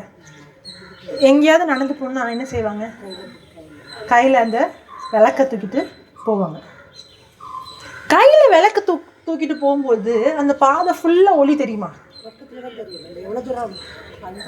ஒரே ஒரு அந்த விளக்கை நான் தூக்குனேன் அப்படின்னா ஒரே ஒரு அடிதான் வைக்க முடியும். அங்கே வர பார்த்தாதான் இங்கே நான் அடி வைப்பேன்னா அங்கேயே இருக்க வேண்டியதுதான். நிறைய பேருக்கு இதுதான் பிரச்சனை. கடவுள் வந்து ஃபுல்லாக எல்லாத்தையும் காட்டினாதான் இங்கே போன்னு சொல்கிறாருன்னு வச்சுக்கோங்களேன். அங்கே போனால் எனக்கு இது கிடைக்குமா, அங்கே போனால் எனக்கு இந்த வசதி இருக்குமா, அங்கே போனால் அப்படின்னு எல்லாமே தெரியணும். சில நேரங்களில் ஏதாவது ரெட்டிட்டு வாங்கினா அங்கே தண்ணி ஒழுங்காக வருமா, அங்கே தனியாக ரூம் இருக்குமா, அங்கே வந்து இப்படி இருக்குமா, அங்கே அப்படி இருக்குமா, நிறைய கேள்வி கேட்போம் இல்லை. ஆனால் ஆண்டவர் இதயத்தில் சொல்லுவார் போ அப்படின்னு. ஆனால் நமக்கு அது எல்லாத்துக்கும் பதில் தெரிஞ்சாதான், எல்லாமே எப்படி நடக்குதுன்னு தெரிஞ்சாதான். காகை மூலமாக புசிச்சதுக்கு யாரு? எலைஜா. எலைஜா கிட்ட ஆண்டவர் சொல்லுவார், அந்த அகாப் ராஜா இருக்கார் இல்லையா, அவர்கிட்ட போய் 3 நாட்கள்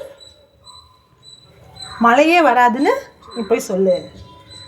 அந்த ராஜா எப்படிப்பட்டவர் தெரியுமா? ரொம்ப நல்லவர், ரொம்ப அன்பானவர். அப்படியா? கேள்விப்பட்டிருக்கீங்களா? அவருடைய மனைவி பேர் என்ன? ஜெசபெல். எசபெல்லா? தமிழ் என்ன சொல்லுங்க? அவங்க என்னதுமா செய்வாங்க? எல்லாம் தீர்க்கதரிசிகள் என்ன செஞ்சிருவாங்க? கொன்னுருவாங்க.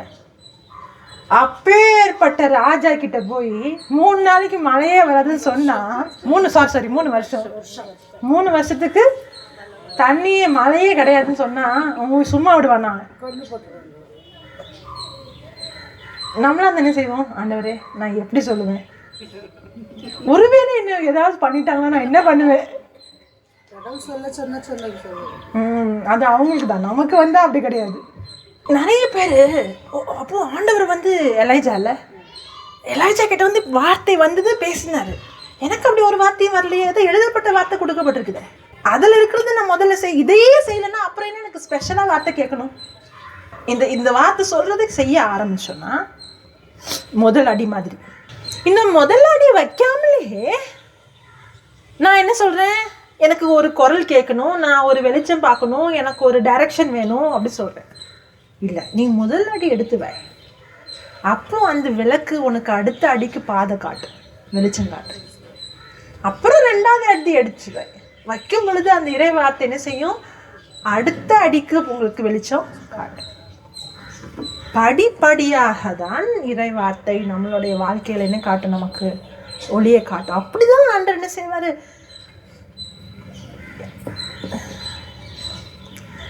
எலைஜா தானே? எலியா தானே அவரு? காகை எலியா. சரி, எலியா 3 வருஷம் மழை பெய்யாத ஆண்டவரே, நான் என்ன பண்ணுவேன்? உங்ககிட்ட வந்து ஆண்டவர் இனிமேல் இது நடக்காதுன்னா இது உதாரணம் தான், சரியா? உதாரணம் தான், நடக்காது. நான் ஒன்றும் சபிக்கலாம் இல்லை. இந்த ஊரை நல்ல செழிப்பாக இருக்கும் இந்த ஊர், இயேசுவின் நாமத்தில். ஆமென். உதாரணத்துக்கு உங்கள் ஊரில் 3 வருஷத்துக்கு மழையே வராது அப்படின்னு ஆண்டு சொல்கிறாரு. நீங்கள் என்ன சொல்கிறீங்க? நம்ம எல்லாம் கூடி எல்லாம் ஒன்றா ஜெபிப்போம், மழை பெஞ்சே ஆகணும்னு. இல்லை இல்லை, நம்ம எப்படி தெரியுமா? நம்ம திட்டத்தை நிறைவேற்ற தான் பார்ப்போமே தவிர அவர் திட்டத்தை என்ன செய்ய மாட்டோம், அதோட ஒத்துழைக்க மாட்டோம். எலியாவுக்கு தோணி இருக்கும் தானே, ராஜா கிட்ட போறதை விடுங்க, நான் என்ன செய்வேன்? 3 வருஷம் தண்ணியில நான் சாப்பாடு எங்கேருந்து கிடைக்கும்? தண்ணி எங்கேருந்து கிடைக்கும்? எப்படி உயிர் வாழ? தண்ணி இல்லைன்னா உயிர் வாழ முடியுமா? கீழ்படிஞ்சாரா? போய் சொன்னாரா? சொன்னாரு. அதுக்கப்புறம் ஆண்டவர் சொல்வார், நீ இந்த இடத்துக்கு போ, நான் காகைகளிடம் ஏற்கனவே கட்டளை இருக்கேன் சொன்னாரு.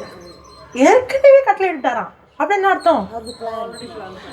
எப்போ இவர் சொன்னாரோ அப்பவுமே காகைக்கு கட்டளை இட்டுட்டாரு. இவர் முதல் படி எடுத்து வைக்காம போகாம இருந்திருந்தா இவருக்கு ஏற்கனவே உணவு கொடுத்தாச்சு. ஆனா இவர் உணவு எல்லாமே செத்து போயிருப்பார். இதுதான் நான் நிறைய பேருடைய கதை. ஏற்கனவே அந்த 3 வருஷம் பஞ்சத்துல 3 வருஷமும் அந்த காகைட்டு இருந்தெல்லாம் ஒன்றும் கொடுக்கல. அதுக்கப்புறம் ஒரு விதவிக்கிட்ட அப்படியே ஆண்டவர் பல விதமா அவருக்கு தேவையானது அவரு கொடுத்துட்டாரு. ஆனா அவருக்கு தேவையானது இதெல்லாம் அங்க பாரு, நீங்க போனா அதுக்கப்புறம் இது நடக்கும், அதுக்கப்புறம் இது நடக்கும், அதுக்கப்புறம் இது நடக்கும், அதுக்கப்புறம் இது நடக்கும் அப்படி சொன்னாரா? இல்ல. ஆனா அவருக்கு ஒரு விஷயம் தெரியணும், என்ன அழைத்த தேவன் உண்மை உள்ள, அவர் உண்மை உள்ளவர். எதற்கு உண்மை உள்ளவர்? அவருடைய வார்த்தைக்கு அவர் உண்மை உள்ளவர். நான் எல்லாத்தையுமே என்னால தெரிஞ்சுக்க முடியாது, புரிஞ்சுக்க முடியாது. ஆனா என்ன செய்யணும்? படிப்படியாக. நான் ஃபர்ஸ்டே 7 உண்மையா இல்லைன்னா எனக்கு எதுக்கு பிஏ காட்டணும் ஆண்டவர்? போய் அவர் ஆகாப்கிட்டே போய் பேசலன்னா அதுக்கப்புறம் எதுக்கு நான் காக்கை கிட்ட வந்து கொடுத்துருக்கேன்னு சொல்லணும்? அதுக்கப்புறம் நான் அந்த விதவி கிட்ட நான் சொல்லியிருக்கேன்னு சொல்லணும்? நிறைய பேருக்கு என்னத்துமா பிரச்சனை, நமக்கு ஏற்கனவே ஆண்டவர் எல்லாத்தையும் கொடுத்துட்டாரு. ஆனால் நம்ம எங்கே இருக்கணுமோ அங்கே இல்லை, எங்கே இருக்கக்கூடாதோ அங்கே உட்காந்துட்டு இருக்கோம். ஏன் உட்காந்துட்டு இருக்கோம்? நம்ம பயத்தினாலையும் நம்ம கவலையினாலும்.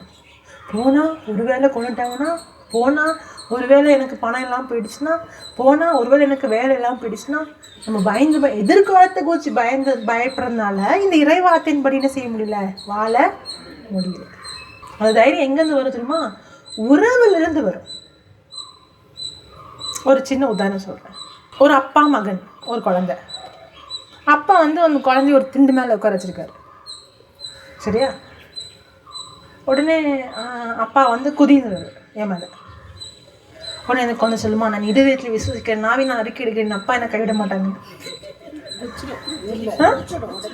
சொல்லுமா? அப்படி நம்ம அப்படிதான். ஏதாவது ஒரு பிரச்சனை சொன்னேன், நான் இதயத்தில் விசுவசிக்கிறேன், நாவினால் அறுவடைக்கிறேன், கடவுள் என்னை கைவிட மாட்டார். இல்லை அப்படிதானே? யோசித்து பாருங்களேன். நம்ம எல்லாமே ஒரு செயற்கையா, ஒரு ஃபார்முலா, ஒரு அந்த உறவே இல்லாமல் போயிட்டோம். அதனால தான் எல்லாமே ஸ்டெப்ஸ் என்ன, ஃபார்முலா என்ன அப்படி கேட்கணும். அந்த குழந்தை சொல்லுமா, நான் இதயத்தில் விசுவசிக்கிறேன், நாவினால் அறிக்கை எடுக்கிறேன், என்னை கைவிட மாட்டாள் அப்படின்னு சொல்லுவோம். நம்ம அப்படிதான் ஒரு மாதிரி ஒரு குரல்லாம் மாற்றிடுவோம், மறைச்சிட்டு நான். ஆனால் அந்த உறவு இருந்ததுன்னா நீங்கள் சொல்லவே மாட்டீங்க. உங்கள்கிட்ட மகிழ்ச்சி சமாதானம் இருக்கும். நான் சொல்லக்கூடாதுன்னு சொல்லலை, ஆனால் அந்த இருதயத்தை நான் சொல்கிறேன். இப்படி சொன்னால் நடக்கும், இப்படி சொன்னால் செய்வார். இல்லை இல்லை இல்லை, அவர் செஞ்சு முடிச்சிட்டாரு. நீங்கள் சொல்கிறது அவர் செய்வாருன்றதுக்காக இல்லை, அவர் செஞ்சிட்டாருன்ற நம்பிக்கை. ஏன் அந்த குழந்தையால குதிக்க முடியுது? அந்த நம்பிக்கை நீங்கள் சொன்னீங்களா, அந்த நம்பிக்கை, அந்த துணிச்சல், அந்த குழந்தைக்கு என்ன துணிச்சல், அந்த என்ன துணிச்சல் அப்படி தோணும். அந்த குழந்தை குதிக்கிறது பார்த்தா என்ன துணிச்சல்னா ஒன்றும் கிடையாது. நீங்க பண்றது மற்றவங்க கெடுதமா தெரியும். என்ன தாவீதை பார்த்தவங்க என்ன தெரியும், என்ன துணிச்சல் இந்த பையனுக்கு, எப்படி போய் நிக்கிறான் பாரு கோலியாத்துக்கு முன்னாடி, என்ன தைரியம். அந்த குழந்தைகிட்ட போய் உனக்கு என்ன துணிச்சல், எனக்கு என்ன துணிச்சல். எங்க அப்பா இருக்கிறாரு, அதே தான் தாவீதுக்கும். புரியுதா? மற்றவங்க கண்ணில் துணிச்சல் மாதிரி தெரியும், மற்றவங்க கண்ணில் நீங்கள் பண்ணுறது பயங்கரமாக தெரியும். நான் உங்களுக்கு தெரியும், நானா பண்ணேன். அதனால தான் நிறைய பேர் நம்ம பிரசங்கம் பண்ணுற துணிச்சலை பார்த்துட்டு நம்மளை சாதாரண வாழ்க்கையில் பார்க்கும்போது இவங்களும் நம்மளாக தான் இருக்காங்க அப்படி தோணும். துணிச்சவங்களுக்கு அவரோட நமக்கு அந்த உறவு இருக்கும்போது, அந்த ரிலேஷன்ஷிப் இருக்கும்போது, அவர் நமக்கு எப்படி ஃபஸ்ட்டு ஒரு விஷயம் செய்ய சொல்வார். பெருசாலாம் இல்லை, சின்னதாக ஒரு விஷயம். நம்ம சின்ன விஷயத்துலையே உண்மையாக இல்லாத போது பெரிய விஷயத்தில் உண்மையாக இருக்க முடியுமா? சின்ன சின்ன விஷயங்கள் அங்கே தான் அந்த உறவே ஆரம்பிக்குது. அதனால தான் விதையை பற்றி, விதை எப்படி இது சின்னது, அது நான் அதில் நான் உண்மை உள்ளவனாக இருக்கும் பொழுது ஆண்டவரை அடுத்தது காட்டுவார். அதில் உண்மையா ஏன் தெரியுமா? தாவீது வந்து சின்ன விஷயம், ஆடு மேய்க்கணும், அவ்வளோதான். யாருமே பார்க்கல அவரை. அதில் உண்மையாக இருந்தார். சின்ன விஷயம், அதுவும் கொஞ்சம் ஆடு. எலியாப் சொல்லுவார்ல, கொஞ்சம் ஆடு. அந்த கொஞ்சம் ஆடில் தாவீது எப்படி இருந்தாரா? உண்மையாக இருந்தார். ஒரு புலி வரும்பொழுதும் ஒரு கரடி வரும்பொழுதும் என்ன செஞ்சார்? அதுலேருந்து அதை பாதுகாத்தார். யார் பார்த்தா செத்தாஸ் ஆகுது, ஆடு தானே அப்படின்னு நினைக்கல. எங்கள் அப்பா என்னை கொடுத்தது, கடவுள் என்னை கொடுத்ததுக்கு நான் உண்மையாக இருப்பேன். எவ்வளோ பெரிய நம்ம நிறைய விஷயங்கள் எப்படி நம்ம செய்வோம், மற்றவங்க பார்க்குறாங்கன்னு இருக்கா செய்வோம். வெளியில இருந்து பார்க்கறதுக்காக நிறைய விஷயங்கள் என்ன செய்வோம். ஆனால் கடவுள் நம்மளை சின்ன விஷயங்களை பார்ப்பார். யாருமே நம்மளை பார்க்காத நேரங்களை நம்மளை பார்ப்பார். நம்மளுடைய செயல்களை பார்க்க மாட்டார், நம்மளுடைய இருதயத்தின் நோக்கங்களை அவர் பார்ப்பார். ஒருவேளை உங்களுடைய செயல் தப்பா இருக்கலாம், பிரச்சனையே கிடையாது. ஆனா இருதயத்துல அந்த நோக்கம் சரியாக இருக்கும், அதுதான் ஆண்டவர் பார்க்குறாரு. நிறைய பேர் இந்த காலத்துல வெளியில செயல் சரியா இருக்குது, ஆனா அதோடைய நோக்கம் வேற என்னமோ இருக்குது. அங்கதான் ஆபத்து. நான் செய்யற அந்த சின்ன சின்ன விஷயங்கள்ல எப்படி தாவீது அந்த சின்ன ஆடுகளுக்கு உண்மை உள்ளவராக இருந்தாரோ, அதே மாதிரி நான் செய்கிற சின்ன சின்ன விஷயங்களை அது எனக்கும் ஆண்டவருக்குள்ளது. நான் என்ன பண்ணாலும் கடவுளுக்காக இது பண்ணுறேன், எந்த மனுஷனுக்கும் பண்ணல. எந்த மனுஷனையும் ப்ளீஸ் பண்ணுறதுக்காக, நல்ல பேர் வாங்குறதுக்காக, அவங்கள்ட்ட இருந்து பாராட்டு வாங்குறதுக்காக, இல்லாட்டினா அவங்கள்ட்ட இருந்து அப்ரிஷியேஷன் வாங்குறதுக்காக நான் செய்யலை. ஒருவேளை யாருமே அதை தாவீது அந்த சிறிய ஆடுகளை அந்த சில ஆடுகளை பாதுகாக்கிறதுக்கு உயிரையே பணை வைத்தார். அதை யாரும் பார்க்கல, மனுஷன் பார்க்கல. அதே மாதிரி உங்களுடைய வாழ்க்கையில நீங்க உண்மையாக நல்ல இருதயத்துல பண்ற விஷயங்கள் ஒருவேளை யாருமே பார்க்காம இருந்திருக்கலாம். ஒருவேளை யாருமே அதை அப்ரிஷியேட் பண்ணாம, ஏன் இன்னொருத்தவங்க வேற ஏதோ வெளியில பண்ணியிருந்திருக்கலாம், உள்ள உண்மையா பண்ணாம இருந்திருக்கலாம். அவங்களுக்கு பாராட்டு கிடைச்சிருக்கலாம், அவங்க மற்றவங்க எல்லாருமே புகழலாம், அவங்க எல்லாருமே பெரிய பேரு கொடுக்கலாம், வாங்கலாம், இருக்கலாம். எலியாபும் மற்ற சகோதரர்லாம் உலகத்துல எப்படி பார்த்தாங்க? இவன் போருக்கு போறவன், இவன் ஒரு வீரர்னு பார்த்தாங்க. ஆனா தாவீதை எப்படி பார்த்தாங்க? இவன் ஆடு மேய்க்கிறவன், உனக்கு என்ன தெரியும், உனக்கு எதுவுமே தெரியாதுன்னு பார்த்தாங்க. ஆனா ஆண்டு என்ன சொன்னாரு?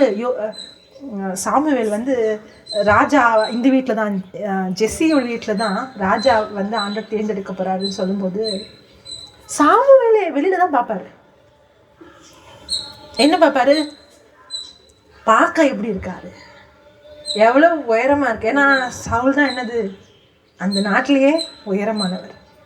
எவ்வளவு உயரமா இருக்கிறாரு, எப்படிப்பட்ட வேலை செய்யறாரு, ஒரு வீரர். அதெல்லாம் தான் வெளியில. சாமுவேல் ஒரு தீர்க்கதரிசியே வெளியில இருக்கிற விஷயங்களை தான் பார்த்து எடை போடுறாரு. ஒரு தேவ மனுஷனை இன்னொருத்தவங்க இடப்படும் போது அவங்களோட வெளியில இருக்க தோட்டத்தையும், அவங்க எப்படி இருக்கிறாங்க, அவங்க எப்படி படிச்சிருக்காங்க, அவங்களுக்கு என்ன திறமை இருக்கு, அதை பார்த்தா இட போடுறாரு. ஆனா கடவுள் சொல்வாரு சாமுவேல் கிட்ட, சாமுவேல் நீ வெளியில பார்த்த தானே, ஆனா நான் இருதயத்தை பார்த்தேன். இவனை நான் என்ன பண்ணிட்டேன்? ரிஜெக்ட் பண்ணிட்டேன். ஒருவேளை உலகம் ஒருத்தவங்களை இவங்க செலக்ட் பண்ணலாம். இவங்க நல்லா அழகாக பேசுகிறாங்க, இவங்க போதிக்கிறாங்க, இவங்களுக்கு திறமை இருக்குது, இவங்க பெரிய ஆளாக இருக்காங்க, இவங்களுக்கு நிறைய பணம் இருக்குது, பெரிய ஸ்டேட்டஸு, பெரிய மினிஸ்ட்ரி, உலகமே வருது, இருக்கலாம். அது மனிதர்கள் அங்கீகரிக்கவும் செய்யலாம். ஆனால் அது அப்படிலாம் உலக கண்ணில் வெற்றின்றதுனால அவங்க வெற்றிலாம் கிடையாது. ஆனால் தாவீது யாருக்குமே தெரியாமல் இருக்கலாம். அவரை அழைக்கவே இல்லை. ஒரு தீர்க்கதரிசி, ஒரு ப்ராஃபிட் அந்த காலத்தில் நம்மள மாதிரி தான் கிடையாது. அந்த ப்ராஃபிட் தான் நிர்ணயமே பண்ணுவார் இந்த நாட்டுக்கு ராஜா யாருன்னு. அவரை யார் அபிஷேகம் பண்றாரோ அவங்க தான் ராஜா. அப்பேற்பட்டவர் உங்க வீட்டுக்கு வரும்போது உங்க வீட்டில் இருக்க ஒருத்தவங்களுக்கு சொல்லவே இல்லைன்னா, கூப்பிடவே இல்லைன்னா, அழைக்கவே இல்லைன்னா எப்படி இருக்கும்? அப்ப எப்பேற்பட்ட நிலையில தாவீது இருந்திருந்தா அவரை ஒதுக்கி வச்சிருப்பாங்க. சொந்த அப்பாவே அவரை வந்து இல்லை, நம்ம வீட்டில் ஒரு பிரைம் மினிஸ்டர் வராரு, ஒரு பிரசிடென்ட் வராருன்னா என்னதான் செய்வோம்? நம்ம வீட்டில் எல்லாருமே இல்லை. ஆனால் ஒவ்வொருத்தராக வரும்போது ஆண்டவர் எல்லாருமே இல்லை செய்வார். எல்லாரும் வந்துட்டாங்களே, எல்லாருமே நோவா, எல்லாருமே ரிஜெக்டடா, யாருமே இல்லையா? உடனே சாமுவேல் கேட்பாரு, உங்கள் வீட்டில் வேறு யாரும் இல்லை? இவ்வளோதானா? இல்லை, ஒருத்தர் இருக்கான், ஆடு மேய்ச்சிட்டு இருக்கான். அப்போ சாமுவேல் சொல்லுவார், அவன் இங்கே வர ஒன்றும் செய்யாது. உலகமெல்லாம் போய் எல்லா உயிரினங்களுக்கும் நச்செய்தி அறிவிட்டு சொல்கிறார்ல, அதுவும் ஒரு உயிரினம் தான். அதான் கேட்க வந்திருக்கு நச்செய்தியை. ஆமாம். அப்போ சாமுவேல் என்ன சொல்லுவார், தாவீது இங்கே வர நான் உட்காரவும் மாட்டேன், சாப்பிடவும் மாட்டேன். அப்படின்னு என்ன அர்த்தம்? தாவீது உள்ள நடந்து வரும்போது எல்லாரும் நின்றுட்டு இருக்காங்க. எப்படி இருக்கும்? உலகம் ஒதுக்கி வச்சது, ஆனால் ஆண்டவர் உயர்த்தினார். ஆண்டவர் எப்போ யாரை உயர்த்துவார் தெரியுமா? திறமை உள்ளவங்க, பெரிய படித்தவங்க, அப்படிப்பட்டவங்க உயர்த்த மாட்டான்னு நான் சொல்லலை. ஆனால் அதெல்லாம் உயர்த்துறதுக்கான ஒரு குவாலிஃபிகேஷன் இல்லை. ஆண்டவர் எதை பார்ப்பார் தெரியுமா? இருதயத்தை பார்ப்பார். அவன் பெரிய சாதனைலாம் பண்ணல, ஆனால் அவனுக்கு கொடுத்த அந்த சிறிய விஷயத்தில் உண்மை உள்ளவனாக இருந்தார். நம்ம சக்ஸஸ்ன்றது இன்னொருத்தவங்களை பார்த்து இந்த மாதிரி ஆயிடணும்லாம் அப்படிலாம் கிடையாது. அப்படிலாம் தாவீது அங்கே உட்காந்து நான் இவங்கள மாதிரி ஆயிடணும், நான் சவுல மாதிரி ஒரு பெரிய ராஜாவாகணும், அப்படிலாம் அது கனவு காணல. அந்த கனவு எப்போ கண்டாரு? எப்போ கடவுள் அதை வெளிப்படுத்தினாரோ அப்போ கண்டார். சின்ன விஷயத்துல யாருமே பார்க்காத போது மனுஷங்க கிட்ட இருந்து ஒரு அப்ரிசியேஷன் வாங்கணும், அவங்கள்ட்ட இருந்து ஒரு பேர், நிறைய நேரங்களில் அவங்களுக்கு புரிய வைக்கணும், அவங்கள ப்ளீஸ் பண்ணணும், அவங்க நம்மளை நம்பணும், அவங்களுக்கு நம்மளை பிடிக்கணுன்றதுக்காக நம்ம நிறைய விஷயங்கள் செய்வோம். அப்படிலாம் ஒன்றுமே பண்ண வேண்டாம். ஏன் தெரியுமா? நம்மளை பார்க்குற ஒரு கடவுள் இருக்கிறார். அந்த ரகசியத்தில் உங்களை பார்க்குறாரு. அப்படி நீங்கள் உண்மை உள்ளவங்க இருக்கும்போது உயர்வு எங்கே வராது? கிழக்குலேருந்தும் மேற்குலேருந்தும் வராது. உயர்வு அவர்கிட்ட இருந்து வரும். அதனால தான் தாழ்மை உள்ளவனை கனப்படுத்தியும் சொல்றார், பெருமை உள்ளவனை நான் எதிர்த்து நிற்பேன்னு சொல்றார். ஆண்டவர் எப்பவுமே யாரை கனப்படுத்துவாராம்? தாழ்மை உள்ளவங்களை என்ன செய்வாராம்? கனப்படுத்துவாராம். விதைப்பவரும் விதையும் அங்கேயும் இதுதான். அந்த விதை சின்னது, ஆனா அந்த விதைக்குள்ள என்ன இருக்குது? பெரிய ஆற்றல் இருக்குது. அந்த விதைக்குள்ள இருக்கிற ஆற்றல் எப்பேற்பட்டதுன்னு மனுஷனால புரிஞ்சிக்கவே முடியாது. அது எப்படி செயல்படுதுன்னு தெரிஞ்சுக்க முடியாது. ஆனா அந்த விதையில இருந்து தான் எல்லாமே ஆரம்பிக்கும். நான் சொன்னேன் தெரியுமா, தாவீதுக்கு கோலியாத் மாதிரி நிற்கும் போது எப்படி தெரியும்? எங்க அப்பா சொல்றாரு குதி, நான் குதிக்கிறேன். மற்றவங்களுக்கு எப்படி தெரியும்? என்ன துணிச்சல் பாவனுக்கு. அதுதான் நடக்கும். சின்ன சின்ன விஷயங்கள்ல நீங்க அவரை தெரிய ஆரம்பிச்சுன்னு வச்சுக்கோங்களேன், பெரிய விஷயங்கள் வரும்பொழுது எங்க அப்பா இருக்கிறார். மற்றவங்க பார்க்கும்போது எடுத்துமா தெரியும், என்ன துணிச்சல்மா எங்களுக்கு. ஆனால் அவங்களுக்கு தெரியும். அதனால்தான் தாவீது சவுல் சொல்லுவார், நீ கோலியாத் வந்து போர் வீரன், அவன் சாதாரண அல்ல, அவன் ஒரு அரக்கன். அவன் எவ்வளோ 9 அடிக்கு மேலே உள்ளவன். உனக்கு என்ன தெரியும்? நீயும் ஆடு மேய்க்கிறவன், சிறு பையன், சிவந்த நிறமா இருக்கிறன்னு சொல்லி இருக்குதுல்ல, அழகு சிவந்த கண்ணா. உனக்கு என்னடா தெரியும்? நீ எப்படிடா போவ? அப்ப சொல்லுவான், நான் ஒரு தடவை ஒரு புலி வந்தது, ஒரு கரடி வந்தது, என் கையாலே கொன்னேன், ஆண்டவர் அதை என் கையில ஒப்புவித்தார். சவுலு அனுப்புன்னு வச்சுக்கோங்களேன், சும்மாலாம் கிடையாது. கோலியாத் என்ன சொல்றான்? நான் ஒன்று கொன்னேன், நீ எல்லாம் எனக்கு அடிமை. அப்போ சவுல் யாருக்கு அடிமையாயிருவான்? கோலியாத்துக்கு, பிலிஸ்தீர்களுக்கும் அடிமையாயிருவான். இவன் அவனை கொன்னா அவங்களாம் இவங்களுக்கு அடிமை. சவுல் ஒரு பையனை போய், சின்ன பையனை போய், ஆடு மேய்க்கிறன்னு போய் சரி சண்டை போட்டா அப்படின்னு சொல்ல முடியுமா? போட்டா அவன் தான், அந்த ராஜா தான் என்ன ஆகணும்? அந்த பிலிஸ்தீர்களுக்கு அடிமையாகணும். சும்மாலாம் அனுப்ப முடியாது. டேய் நீ எல்லாம் போனால் நாங்கள் என்ன பண்ணுறது? ஆனால் தாவீது பேசும்பொழுது அது வெறும் வார்த்தை இல்லை, அவனுடைய சாட்சியை பேசு, அவனுடைய காஸ்பல் அப்படின்னு அர்த்தம். அவனுடைய ஆண்டு அவன் வாழ்க்கையில பண்ணதை அவன் பேசுறான். கடவுள் உங்க வாழ்க்கையில பண்ண விஷயத்தை நீங்க பேசும்போது அது அபிஷேகம் இருக்கும். நீ இன்னொருத்தவங்க செய்தியை கேட்டுட்டு போய் பேசினா கேட்க நல்லா இருக்கும், ஆனா அது அபிஷேகம் இருக்கு. ஆனா உங்க வாழ்க்கையில ஆண்டவர் பண்ண ஒரு மாற்றத்தை, உங்க வாழ்க்கையில அவர் செஞ்ச அற்புதத்தை நீங்க பேசும் பொழுது அதுல என்ன இருக்கும்? அபிஷேகம் இருக்கும். ஏன்னா அது சும்மா அறிவுல இருந்து வர வார்த்தை இல்லை, அது உங்க உறவுல இருந்து வர வார்த்தை. உங்களை தொட்ட சுவிசேஷம் நீங்க வாயத்துல இருந்து அறிவிக்கும் பொழுது அது கேட்கிறவங்களையும் தொடும்.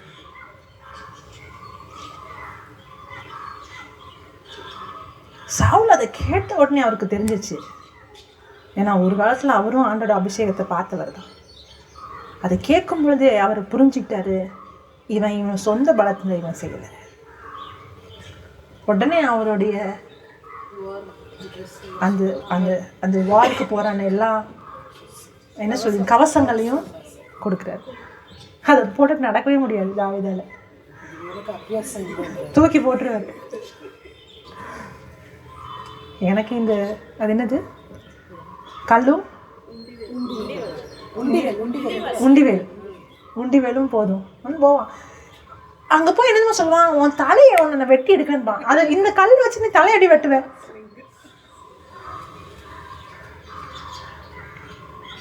அது பாக்குறவங்களுக்கு எப்படி தெரியும் இவனுக்கு என்ன துணிச்சு?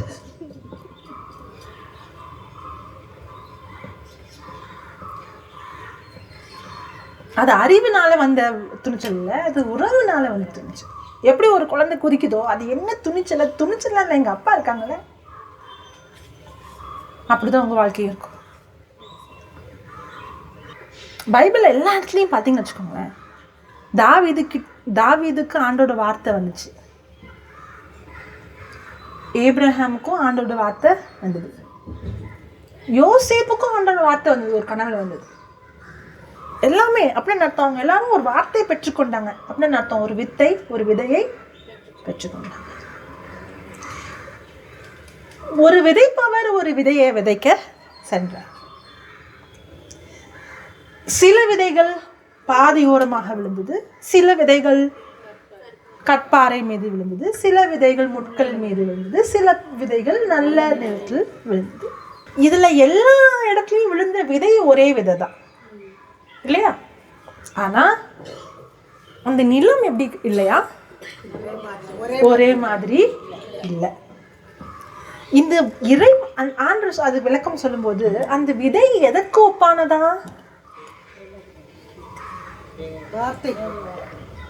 இறை வார்த்தைக்கு ஒப்பானது. அந்த நிலம் எதற்கு ஒப்பானதா? நம்மளுடைய இருதயத்துக்கு. அப்படின்னா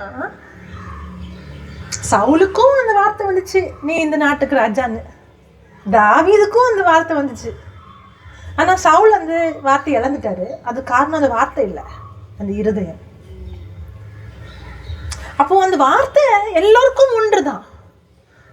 அந்த வார்த்தையில அந்த இறை வார்த்தையில எந்த பிரச்சனையுமே இல்லை.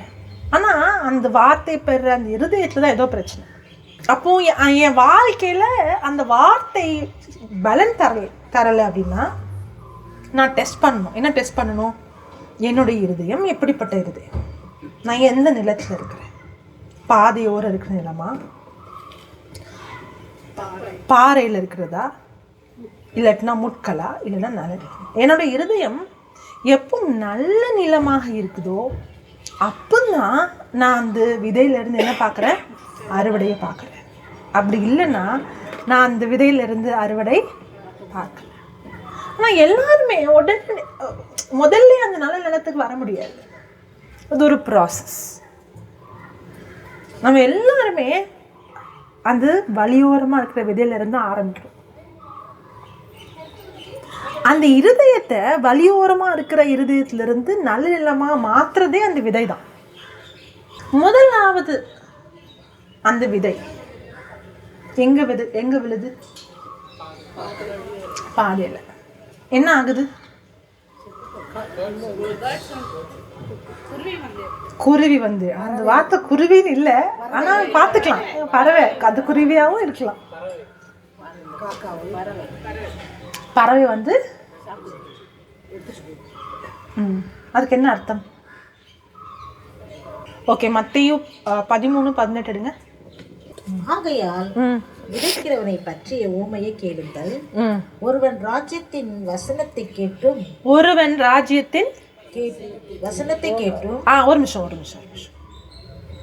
ராஜ்யத்தின் வசனத்தை இவங்க இப்போ யாரை பத்தி பேசுது? வசனத்தை கேட்கறவங்களா கேட்காதவங்களா? கேட்கறவங்கள. நிறைய நேரங்கள் நம்ம நினைச்சுக்கோன்னா கேட்காதவங்க தான் பிரச்சனை. இவங்கெல்லாம் யாரு? வசனத்தை காது கொடுத்து கேட்கறவங்க தான். அந்த ஒருத்தர் வந்து புத்திசாலியும் ஒருத்தன் வந்து முட்டாள்னு வசனம் சொல்லல. ஒருத்தன் புத்திசாலி பாறையின் மீது காட்டினா, முட்டாள் மணல் மீது காட்டினா. அதில் பார்த்தீங்கன்னா 2 பேருமே வார்த்தையை, அப்போ வார்த்தையை கேட்டதுனால ஞானி கிடையாது, வார்த்தையை கேட்டும் முட்டாளாக இருக்கலாம். ஏன்னா 2 பேருமே வார்த்தையை கேட்டாங்களாம்.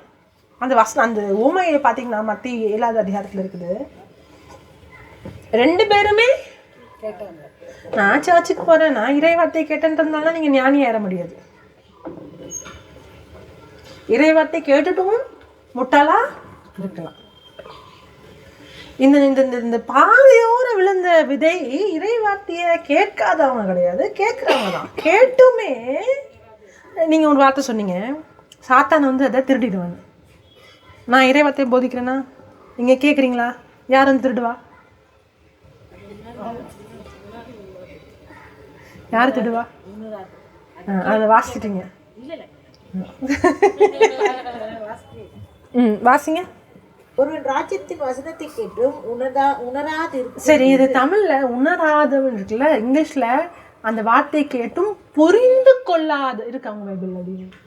இங்கிலீஷ்ல அது who does not understand. அதை கேட்டும் புரிந்து கொள்ளாம இருக்கிறாங்க. When anyone hears the message about the kingdom and does not understand, என்னது? புரிஞ்சு கொள்ளாதவங்க. அப்போ அந்த பாதையில் இருக்கிற விதை எப்படின்னா, அந்த பாதை எப்படி தெரியுமா? எல்லாம் நடந்து அந்த விவசாயி நடந்து அந்த காலத்தில் விதையெல்லாம் நம்மள மாதிரி விதைக்க மாட்டாங்க, விதைப்பாங்க, தூவுவாங்கல்ல. இப்போ தூவும் போது அது எல்லா இடத்துலையும் விழும். சரியாக இங்கே தான் கோடு போட்டில் அப்படிலாம் இல்லை, எல்லா இடத்துலையும் விழும். அது பாதையிலையும் விழும், ஆனால் அது தவறுதலாக விழுறது. ஆனால் அந்த பாதையில் நடந்து அதில் ஏதாவது வருமா? நீங்கள் பாதையில் பார்த்தீங்கன்னா நிறைய புல்லாக இருக்கும், ஆனால் பாதையில் நடந்தால் அதில் ஒன்றுமே இருக்காது. அது அந்த இடத்துல அப்படியே இறுகி போயிருக்கும் நிலமே. அதுக்குள்ளே மிதிச்சு அப்படியே இறுகி போயிருக்கும்ல. அந்த விதை என்ன செய்ய, அது உள்ளுக்குள்ளே நுழையவே முடியாது. அப்போது இந்த வார்த்தையை கேட்குறவங்க, ஆனால் அதை புரிஞ்சிக்காதவங்க இருதயத்தில் அந்த வார்த்தையே போகலை. கேட்டாங்க, அந்த இந்த பெரிய திறனான கூட்டம் வந்தாங்கல்ல, அத்தனை பேருமே அந்த ஊமையை இயேசு கிறிஸ்து போதிக்கும் போது கேட்டாங்க. ஆனால் எதுவுமே அவங்களுக்கு புரிஞ்சிக்கவே முடியல. இவங்க தான் இந்த முதல் ரகம். நம்மளும் அப்படிதான் நிறைய வசனங்களை கேட்போம் இல்லை, இன்னைக்கு என்ன வாசித்தாங்க, இன்னைக்கு என்ன ஸ்கிரிப்சர் சொன்னாங்க, இங்கேருந்து அங்கே போனதுக்கப்புறம் என்ன ஆயிரும்? மறந்து போயிடும். ஏன் மறந்து போயிடுச்சு? சைட்டம் தான் திருடிட்டானே. ஏன் திருடினா? கேட்டது விளங்கவே இல்லை. சில நேரங்களில் கேட்குறதுக்கு ரொம்ப நல்லா இருக்கும், ஆனால் விளங்காது. ரொம்ப ஆழமாக பேசுகிறாங்க அப்படி தோணிருக்கா? ரொம்ப ஆழமாக பேசுகிறாங்க, ஆனால் ஒன்றுமே புரியல. அந்த வார்த்தை இருதயத்துக்குள்ளே போகிறதுக்கான ஃபஸ்ட் ஸ்டெப் என்ன தெரியுமா? புரிந்து கொள்ளுது, அண்டர்ஸ்டாண்டிங். அந்த சில சீஷர்கள் இயேசு கிறிஸ்து கிட்ட போய் இந்த ஊமைக்கு எனக்கு விளக்கம் கொடுங்கன்னு கேட்குறாருல்ல. அப்போ என்ன சொல்கிறாரு? மற்றவங்களாம் கேட்டும் கேட்கல, கேட்கல, பார்க்க முடியல, புரிஞ்சிக்க முடியல. ஆனால் உங்களுக்கு இந்த வார்த்தையின் ரகசியத்தை நான் வெளிப்படுத்துகிறேன். அப்போ அந்த வார்த்தையோடு கேட்டுட்டு அப்படியே போயிடக்கூடாது. அதுக்குள்ளே போய் இப்போ அந்த ஒரு வசனம் கேட்டிங்கன்னா அந்த வசனத்தை கேட்டுட்டு ஓகே முடிஞ்சு போச்சு, ஒரு நிமிஷம் ரீல் முடிஞ்சிருச்சு அப்படி இருக்கக்கூடாது. ஒருவேளை ஒரு நிமிஷம் ரீல் கேட்டிருக்கலாம், அதில் ஒருத்தர் வசனத்தையும் கேட்டிருக்கலாம், சந்தோஷம். அதுக்கப்புறம் அந்த வசனத்தை போய் என்ன செய்யணும்? தியானிக்கணும். பரிசுத்த ஆவியானவரே எனக்கு இது இருக்கிற ரகசியத்தை வெளிப்படுத்துங்க. ஏன்னா அது மூலமா நீங்க தொடப்பட்டிருக்கலாம். ஆனா திரும்பியும் நான் இந்த நுனிப்புல் மேய்தல் பத்தி நான் திரும்பியும் சொல்லிதான் ஆகணும். ஏன்னா என் வாழ்க்கையில அது நடந்துச்சு. என்னுடைய ஆரம்ப காலத்துல நான் எனக்கு பைபிள் படிக்கிச்சா ஒன்றுமே விளங்கலை, ரொம்ப கஷ்டமாக இருந்துச்சு. முதல்ல வாசிக்கிறதே கஷ்டம், அப்புறம் வாசித்தானும் ஒன்றுமே புரியலை, ஒரே கன்ஃபியூஷனாக இருந்துச்சு. என்ன மாதிரியா இருக்காது, ரொம்ப கன்ஃபியூஷனாக இருந்துச்சு. அப்போது இன்னொருத்தவங்க ப்ரீச் பண்ணுறது, பிரதர் ஜான்சனுடைய சிடி கிடச்சிது. அப்போ நான் என்ன பண்ண ஆரம்பித்தேன், அதை கேட்க ஆரம்பித்தேன். அதை கேட்ட உடனே எனக்கு புரிய ஆரம்பிச்சது. ஏன்னா அவங்களுடைய ரெவலேஷன் இல்லையா, எனக்கு அது புரிய ஆரம்பிச்சு. ஆனால் நான் இறை வார்த்தையை படித்து அது எனக்கு கிடைச்ச வெளிப்பாடா இல்லை இன்னொருத்தவங்களோட வெளிப்பாடை கேட்குறேன்னா? கேட்குறேன். அது எனக்கு அந்த நேரத்தில் என்ன செஞ்சிச்சு, எனக்கு புரிதலை கொடுத்துச்சு, எனக்கு ஒரு சில ரிசல்ட்டும் வந்துச்சு.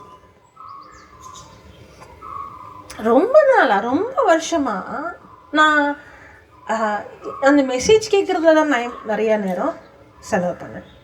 ஆனால் அந்த வசனத்துக்கு முந்தின வசனமும் அதுக்கு அடுத்த வசனமும் எனக்கு என்னன்னு தெரியாது. நம்ம படிக்கும் பொழுது நிறைய விதங்களில் படிக்கலாம், நிறைய விதங்களில் இறை வார்த்தையை படிக்கலாம். இந்த மாதிரி இன்னொருத்தவங்க செய்தியை கேட்கலாம், தப்புலாம் கிடையாது. ஏன்னா அப்படிதான் பேதுரு போதிச்சாரு, மற்றவங்க கேட்டாங்க இல்லையா. அப்புறம் ஏசு கிறிஸ்து போதிச்சாங்க, மற்றவங்க கேட்டாங்க. ஆனால் அது வெறும் தொடக்கமாக மட்டும்தான் இருக்கணும். ஏசு கிறிஸ்து ஒரு டீச்சராக என்ன பண்ணுறாரு, டீச் பண்ணுறாரு. அந்த சீஷர்களுக்கு புரியலை, அங்கேருந்து ஆரம்பம் தான் அது. அதே மாதிரி சீஷர்கள் போதிக்கிறாங்க, மற்றவங்க கேட்குறாங்க, அது ஆரம்பம் தானா, அதுவே நமக்கு அடிப்படையாக ஆயிடக்கூடாது. என்னுடைய ஆண்டவரோடு எனக்கு இருக்கிற ஒரு சிஸ்டர் ஜோஸ்டின் ப்ரீச் பண்ணாங்க, பிரதர் ஜான்சன் ப்ரீச் பண்ணாங்க, இல்லாட்டினா இந்த பாஸ்டர் ப்ரீச் பண்ணாங்க, அதை நான் கேட்டேன், இந்த மெசேஜ் கேட்டேன்னா அவங்களுடைய வெளிப்பாடு உங்களுக்கு என்னமா இருக்கக்கூடாது, அடிப்படையாக இருக்கக்கூடாது. அப்போது அவங்க தப்பு பண்ணாங்கன்னா நீங்களும் தப்பு பண்ணிடுவீங்க, அவங்க விழுந்தாங்கன்னா நீங்களும் விழுந்துருவீங்க. அவங்க வாழ்க்கையில் ஏதாவது நடந்துச்சுன்னா போச்சு, அவங்களுக்கு எந்த நிலைமை, நம்ம என்ன பண்ணுறது? ஏன் உங்களுடைய அஸ்திவாரமே அங்கே தப்பு, இறை வார்த்தையில் இல்லை, இன்னொருத்தவங்க மேலே இருக்குது. எந்த மனுஷனாலும் எப்போனாலும் விழுவோம். நான் எப்போனாலும் தவறாக போகலாம், நான் எப்போனாலும் விழலாம். உங்களுடைய வாழ்க்கை என்னுடைய வார்த்தையின் மேல் இருக்கக்கூடாது, நான் பேசுகிற இறை வார்த்தையின் மேலே தான் இருக்கணுமே தவிர எந்த மனுஷன் மேலேயும் இருக்கக்கூடாது. அப்போ என்ன இல்லைன்னா அஸ்திவாரமே இல்லை. அதனால தான் நான் நிறைய செய்திகளை கேட்கலாம், நிறைய மெசேஜுகளை கேட்கலாம், நிறைய புஸ்தகங்களை வாசிக்கலாம், நல்ல விஷயங்கள், இதில் நல்ல பழக்க வழக்கம், இதெல்லாம் நானும் பண்ணுறேன். நானும் நிறைய புஸ்தகங்கள் வாசிப்பேன், நிறைய செய்திகளை கேட்பேன், பிறருடைய ப்ரீச்சிங்லாம் கேட்பேன். ஆனால் அது என்னுடைய அஸ்திவாரமாக இருக்க முடியாது. அப்போ தான் நான் முடிவு பண்ணேன், இல்லை நான் இந்த இறைவார்த்தையில் போய் அங்கே என்ன இருக்குன்னு நான் முதல்ல தெரிஞ்சுருக்கேன். நான் யார்கிட்டையாவது கேட்டிருக்கலாம், ஆனால் அந்த கேட்குறது மூலமாக நான் போக மாட்டேன், நான் போய் படிப்பேன். அதோடைய பேக்ரவுண்ட் என்ன, யார் பேசுகிறா, எதுக்கு பேசுகிறாங்க, எந்த உடன்படிக்கையில் பேசுகிறாங்க, அப்படி நான் படிக்கும்போது அங்கே கேட்காத விஷயங்களும் நான் அதில் பார்க்குறேன். புரியுதா? ஏன்னா பரிசுத்த ஆவியானவர் எனக்கு சில விஷயங்களை வெளிப்படுத்த, எப்படி அவங்களுக்கு சில விஷயங்களை வெளிப்படுத்தினாரோ அந்த மாதிரி ஆவியானவர் எனக்கு ஒரு சில ரகசியங்களை வெளிப்படுத்துறாரு. அதாவது அந்த டாபிக்காக மட்டும் படிக்கக்கூடாது, முழு பைபிளுமே வாசிக்கணும். நான் வாசித்தா மட்டும் பார்த்து ரெண்டுமே இருக்கணும். வாசிக்கிறது ஒரு பக்கம் இருக்கணும், தியானிக்கிறது ஒரு பக்கம் இருக்கணும், உங்களுடைய வாழ்க்கைக்கு தேவையான வசனங்களை இருக்கிறதும் ஒரு பக்கம் இருக்கணும், மற்ற செய்திகளை கேட்கறது, புஸ்தகங்களை படிக்கிறதும் ஒரு பக்கம் இருக்கணும். ஆனால் நீங்கள் எப்போ உட்காந்து அந்த வார்த்தையை படிக்கிறீங்களோ, நீங்கள் எப்போ ஆண்டவரோடு நேரம் செலவு பண்ணுறீங்களோ, அப்போ தான் உங்களுக்கு உண்மையான புரிதல் வரும். அந்த புரிதல் என்ன புரிதல் தெரியுமா? ஆவியானவர் வெளிப்படுத்துறதா தான் சொல்றாரு. இந்த தேவனுடைய ரகசியம் உங்களுக்கு வெளிப்படுத்தப்பட்டிருக்குது. மற்றவங்களுக்குலாம் அது வெறும் அது என்னது பேரபிளாவே இருக்குது. அப்படின்னு அர்த்தம். தமிழ் என்ன வார்த்தை இல்லை, டிஸ்ட்ராக்ட் ஆகிறீங்க. எல்லாருக்குமே என்னவா இருக்குது? உவமையாக தான் இருக்குது. ஆனால் உங்களுக்கு அது உவமை கிடையாது. ஆனால் தேவனுடைய ராஜ்யத்தின் ரகசியம் உங்களுக்கு வெளிப்படுத்தப்பட்டிருக்கு. யார் அந்த ரகசியத்தை வெளிப்படுத்தப்படும்? எல்லாருக்கெல்லாம் கிடையாது. அந்த ரகசியம் எப்போ வெளிப்படுத்தப்படுதோ அப்போதான் உங்களுக்கு புரிதல் உண்டாகும். சூப்பர் நேச்சுரலாக கடவுளே உங்களுடைய கண்களை திறந்து எப்போ உங்களுக்கு காட்டுறாரோ, உங்களுக்கு தனிப்பட்ட முறையில் காட்டுறாரோ, அப்போதான் உங்களுக்கு விளங்கும். இந்த அண்டர்ஸ்டாண்டிங்ன்ற வாக்குக்கு சரியான அர்த்தம் அதான். விளங்குறது தான் நம்ம யூஸ் பண்ணுறது. அவங்களுக்கெல்லாம் விளங்கும்னா அது தெரியாதா? விளங்கும்.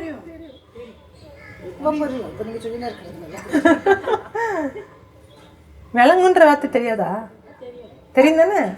நல்லா தமிழ் பேசுவாங்க. நீங்கள் என்ன அவங்க என்ன நினச்சிடுங்க?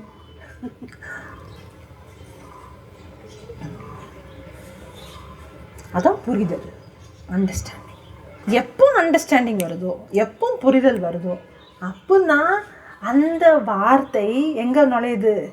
இருதயத்துக்குள்ள நுழையுது.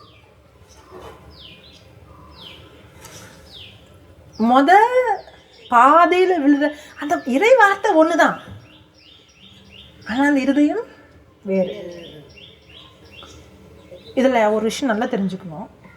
நம்ம மறுபடியும் பிறந்திருக்கிறதுனால நம்ம ஆவியில் எல்லாமே இருக்குது. நம்ம ஆவியில் எல்லாமே இருக்குது. இந்த விதை எங்கே மாற்றம் கொண்டு வருது தெரியுமா? ஆன்மால. இந்த விதை ஆன்மால மாற்றம் கொண்டு வருது. இந்த விதை ஆவியில் இருக்கிறது ஆன்மாக்கு கொண்டு வருது.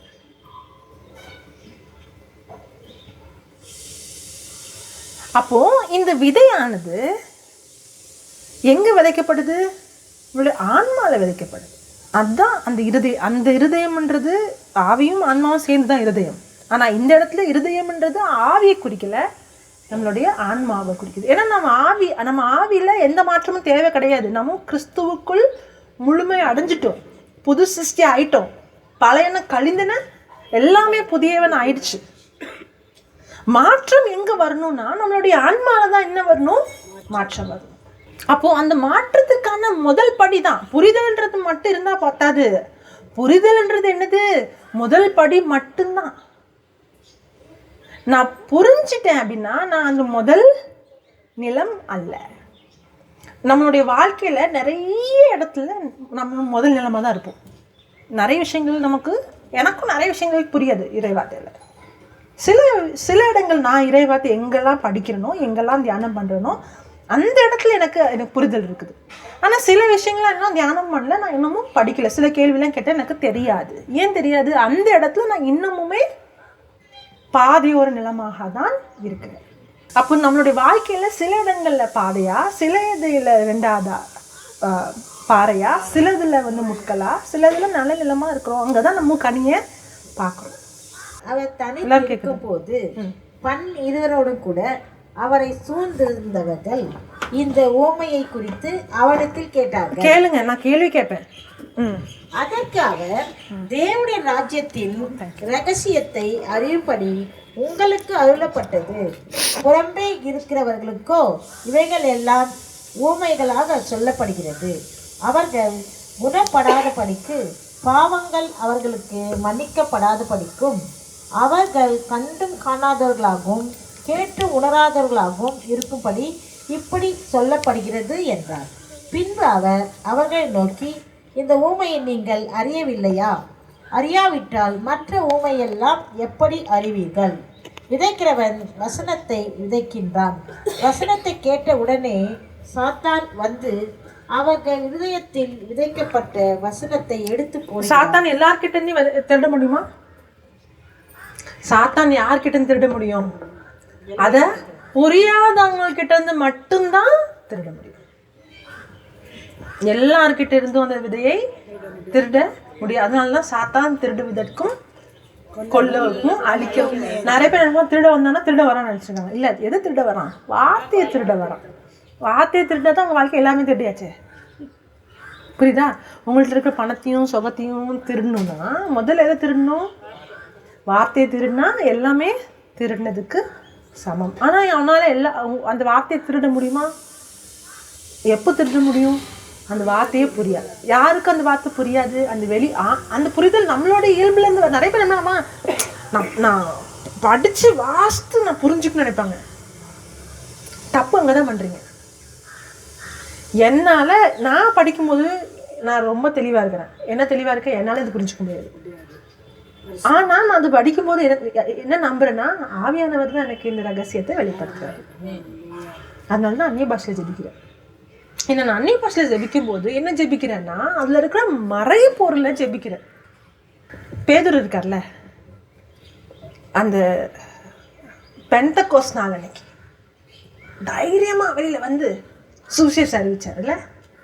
நம்ம நினைப்போம் நம்மளும் தான் அந்நிய பாஷை ஜெபிக்கிறோம், நம்மளும் தான் அபிஷேகம் பெற்றுக்கொண்டோம், நம்மளால ஏன் அப்படி பேச முடியல? தோணிருக்கா? எனக்கே தோணி இருக்குது. ஏன்னா அவர் பேசி 3000 பேர் மனம் மாறினாங்க.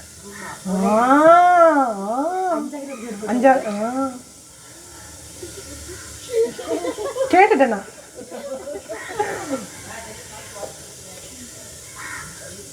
அது எடுத்துமா தெரியும். அபிஷேகம் வந்த உடனே வெளியே வந்து பேசினாரு. ஆனா அவர் சும்மாலாம் பேசல. அவர் வந்து அந்த வார்த்தையே படிச்சிருக்கிறாரு.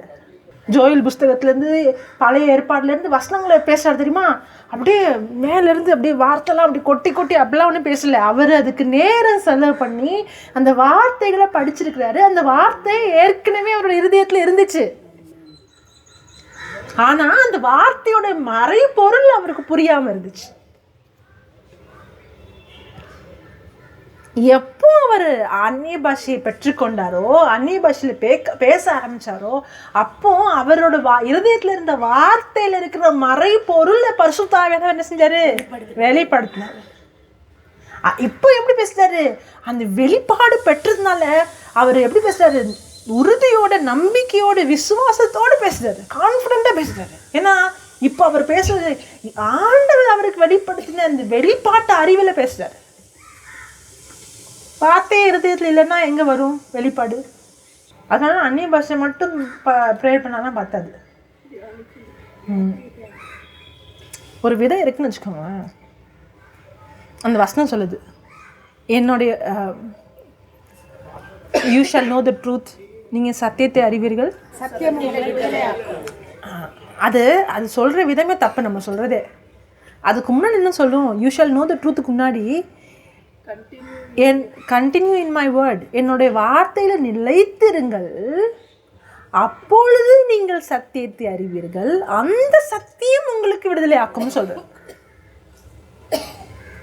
அப்படின்னு அர்த்தம். எப்படி ஒரு விதையானது நிலத்துக்குள்ள இருக்கணுமோ, நிலத்துக்குள்ள. நான் ஸ்கூல் படிக்கும்போது சயின்ஸ் டீச்சர்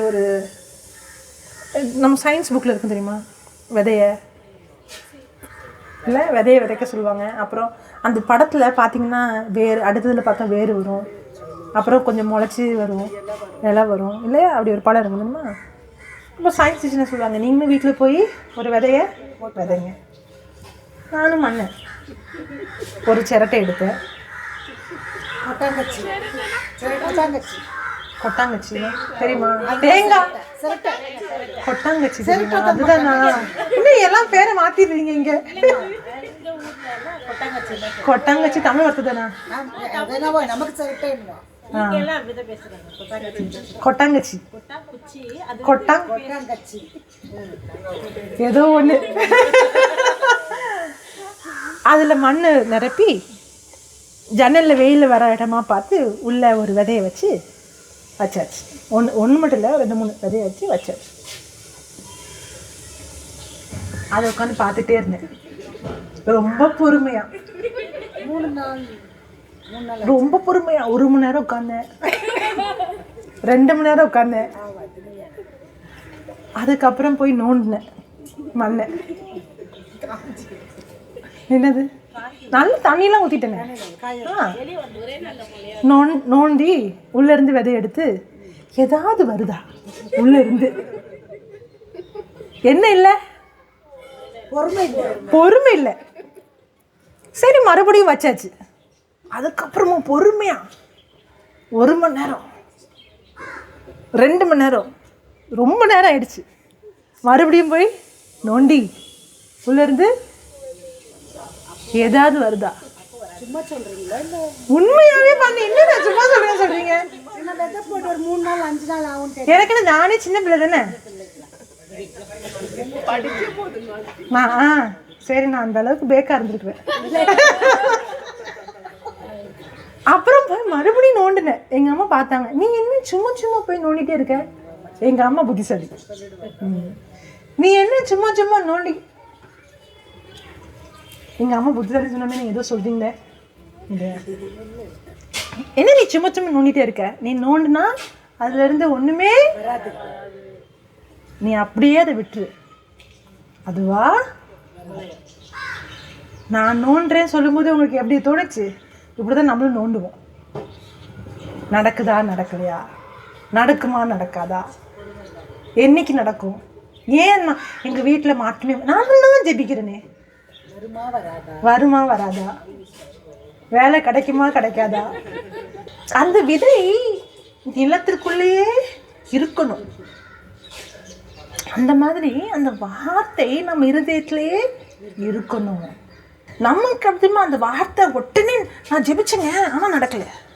அந்த நடக்கலன்னு சொல்கிறேன் பார்த்தீங்களா, கண்ணால் பார்க்கறது பேசுகிறேன் பார்த்தீங்களா, அதுதான் அந்த நோன்றுக்கு சமம்.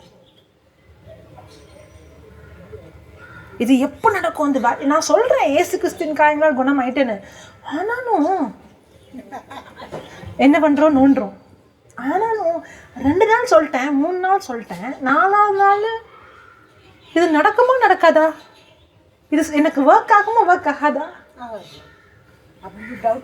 டவுட் வந்தா அப்படின்னு நோண்டி பார்க்குறோம். அப்படின்னு அர்த்தம் அதுக்கு முரணாக இருக்கிறத பேசுகிறோம். அந்த வார்த்தையின் ஆனது எப்படி இருக்கணும்னா, அந்த விதையானது என்ன இருக்கணும், நிலத்துக்குள்ளேயே இருக்கணும். அதே மாதிரி அந்த வார்த்தை நம்ம இருதயத்துக்குள்ளேயே இருக்கணும். அது உள்ளே போகணும்னா முதல்ல என்ன வேணும், புரிதல் வேணும். அப்படி உள்ளே இருக்கும் பொழுதுதான் அந்த விதைக்குள்ள இருந்து உயிர் வரும் இல்லையா.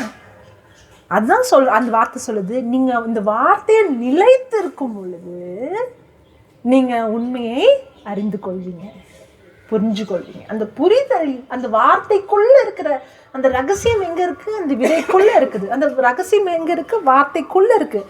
ஆனால் அதுக்குள்ளே இருக்கிற ரகசியம் வெளிப்படணும் அப்படின்னா அந்த வார்த்தையை இருதயத்துக்குள்ளே நிலைத்து இருக்கணும், கண்டினியூவாக இருக்கணும். அப்படி இருக்கும் பொழுது தான் அதுலேருந்து என்ன வரும், வெளிப்பாடு வரும். அந்த உண்மை தான் நமக்கு என்ன கொடுக்கும், விடுதலை கொடுக்கும். நீங்கள் சத்தியத்தை அறிஞ்சு கொள்வீங்கன்னா அந்த சத்தியத்தை அறிஞ்சு கொள்வது, புரிஞ்சு கொள்வது எப்போ வரும், அந்த விதை நம்ம இருதயத்தில் நிலைத்து இருக்கும் பொழுது தான் அந்த புரிதல் வரும். விதைக்கிறவன் வசனத்தை விதைக்கின்றான். விதைக்கின்றவன் வசனத்தை விதைக்கின்றான். வசனத்தை விதைக்கின்றான். வசனத்தை கேட்ட உடனே சாத்தான் வந்து அவர்கள் இருதயங்களில் விதைக்கப்பட்ட வசனத்தை எடுத்து போடுகிறான். இது நம்ம கேட்டு முடிச்சிட்டோம்ல. அடுத்தது இவர்கள் வசனம் விதைக்கப்படுகிற வழியானவர்கள் அப்படியே வசனத்தை கேட்ட உடனே அதை சந்தோஷத்தோடு இது அடுத்த நிலம் வசனத்தை கேட்ட உடனே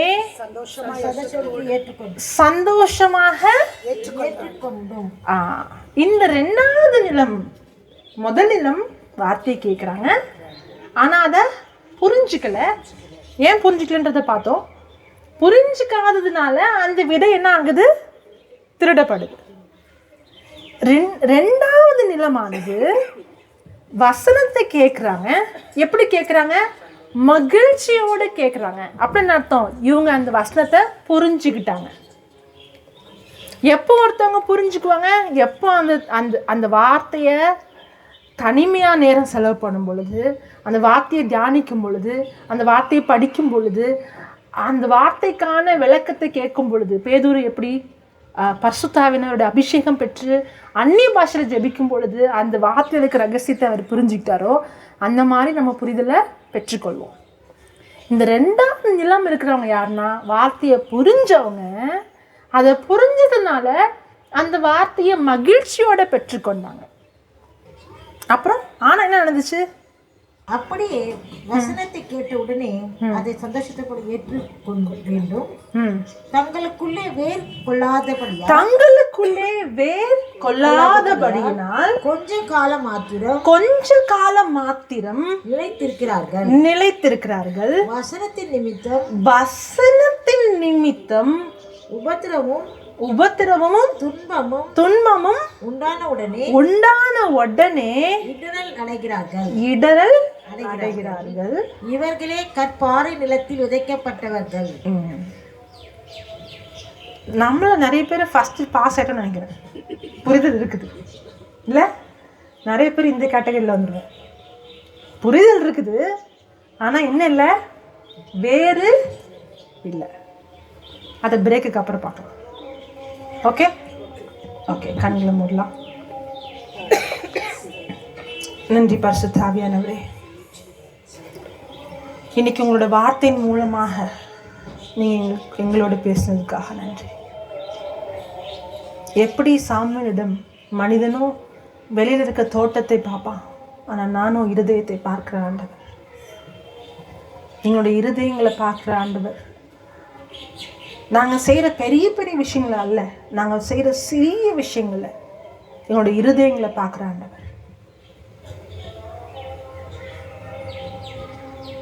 நன்றி ஆண்டவரே. எப்படி அந்த சீஷர்கள் உங்களோட நேரம் செலவு பண்ணாங்களோ, எப்படி தாவீது அந்த சிறு ஆடுகளோடு உங்களிடம் உண்மையாக இருந்தாரோ, உங்களோடு நேரம் செலவு பண்ணாரோ, அதே மாதிரி என்னோட வாழ்க்கையில் கொடுத்துருக்கிற சின்ன சின்ன விஷயங்களில் நான் உண்மையாக இருக்கிறதுக்கும், இந்த வார்த்தையோடு நான் நேரம் செலவு பண்ணுறதுக்கும், இந்த வார்த்தை என்னுடைய வாழ்க்கையை, என்னுடைய குணத்தை, என்னுடைய சுபாவத்தை மாற்றுவதற்கும் நீங்கள் எனக்கு அந்த கிருபையை கொடுத்ததுக்காக நன்றி. இயேசுவின் நாமத்தில் ஜெபிக்கிறோம். ஆமென். Praise the lord. ஹல்லேலூயா.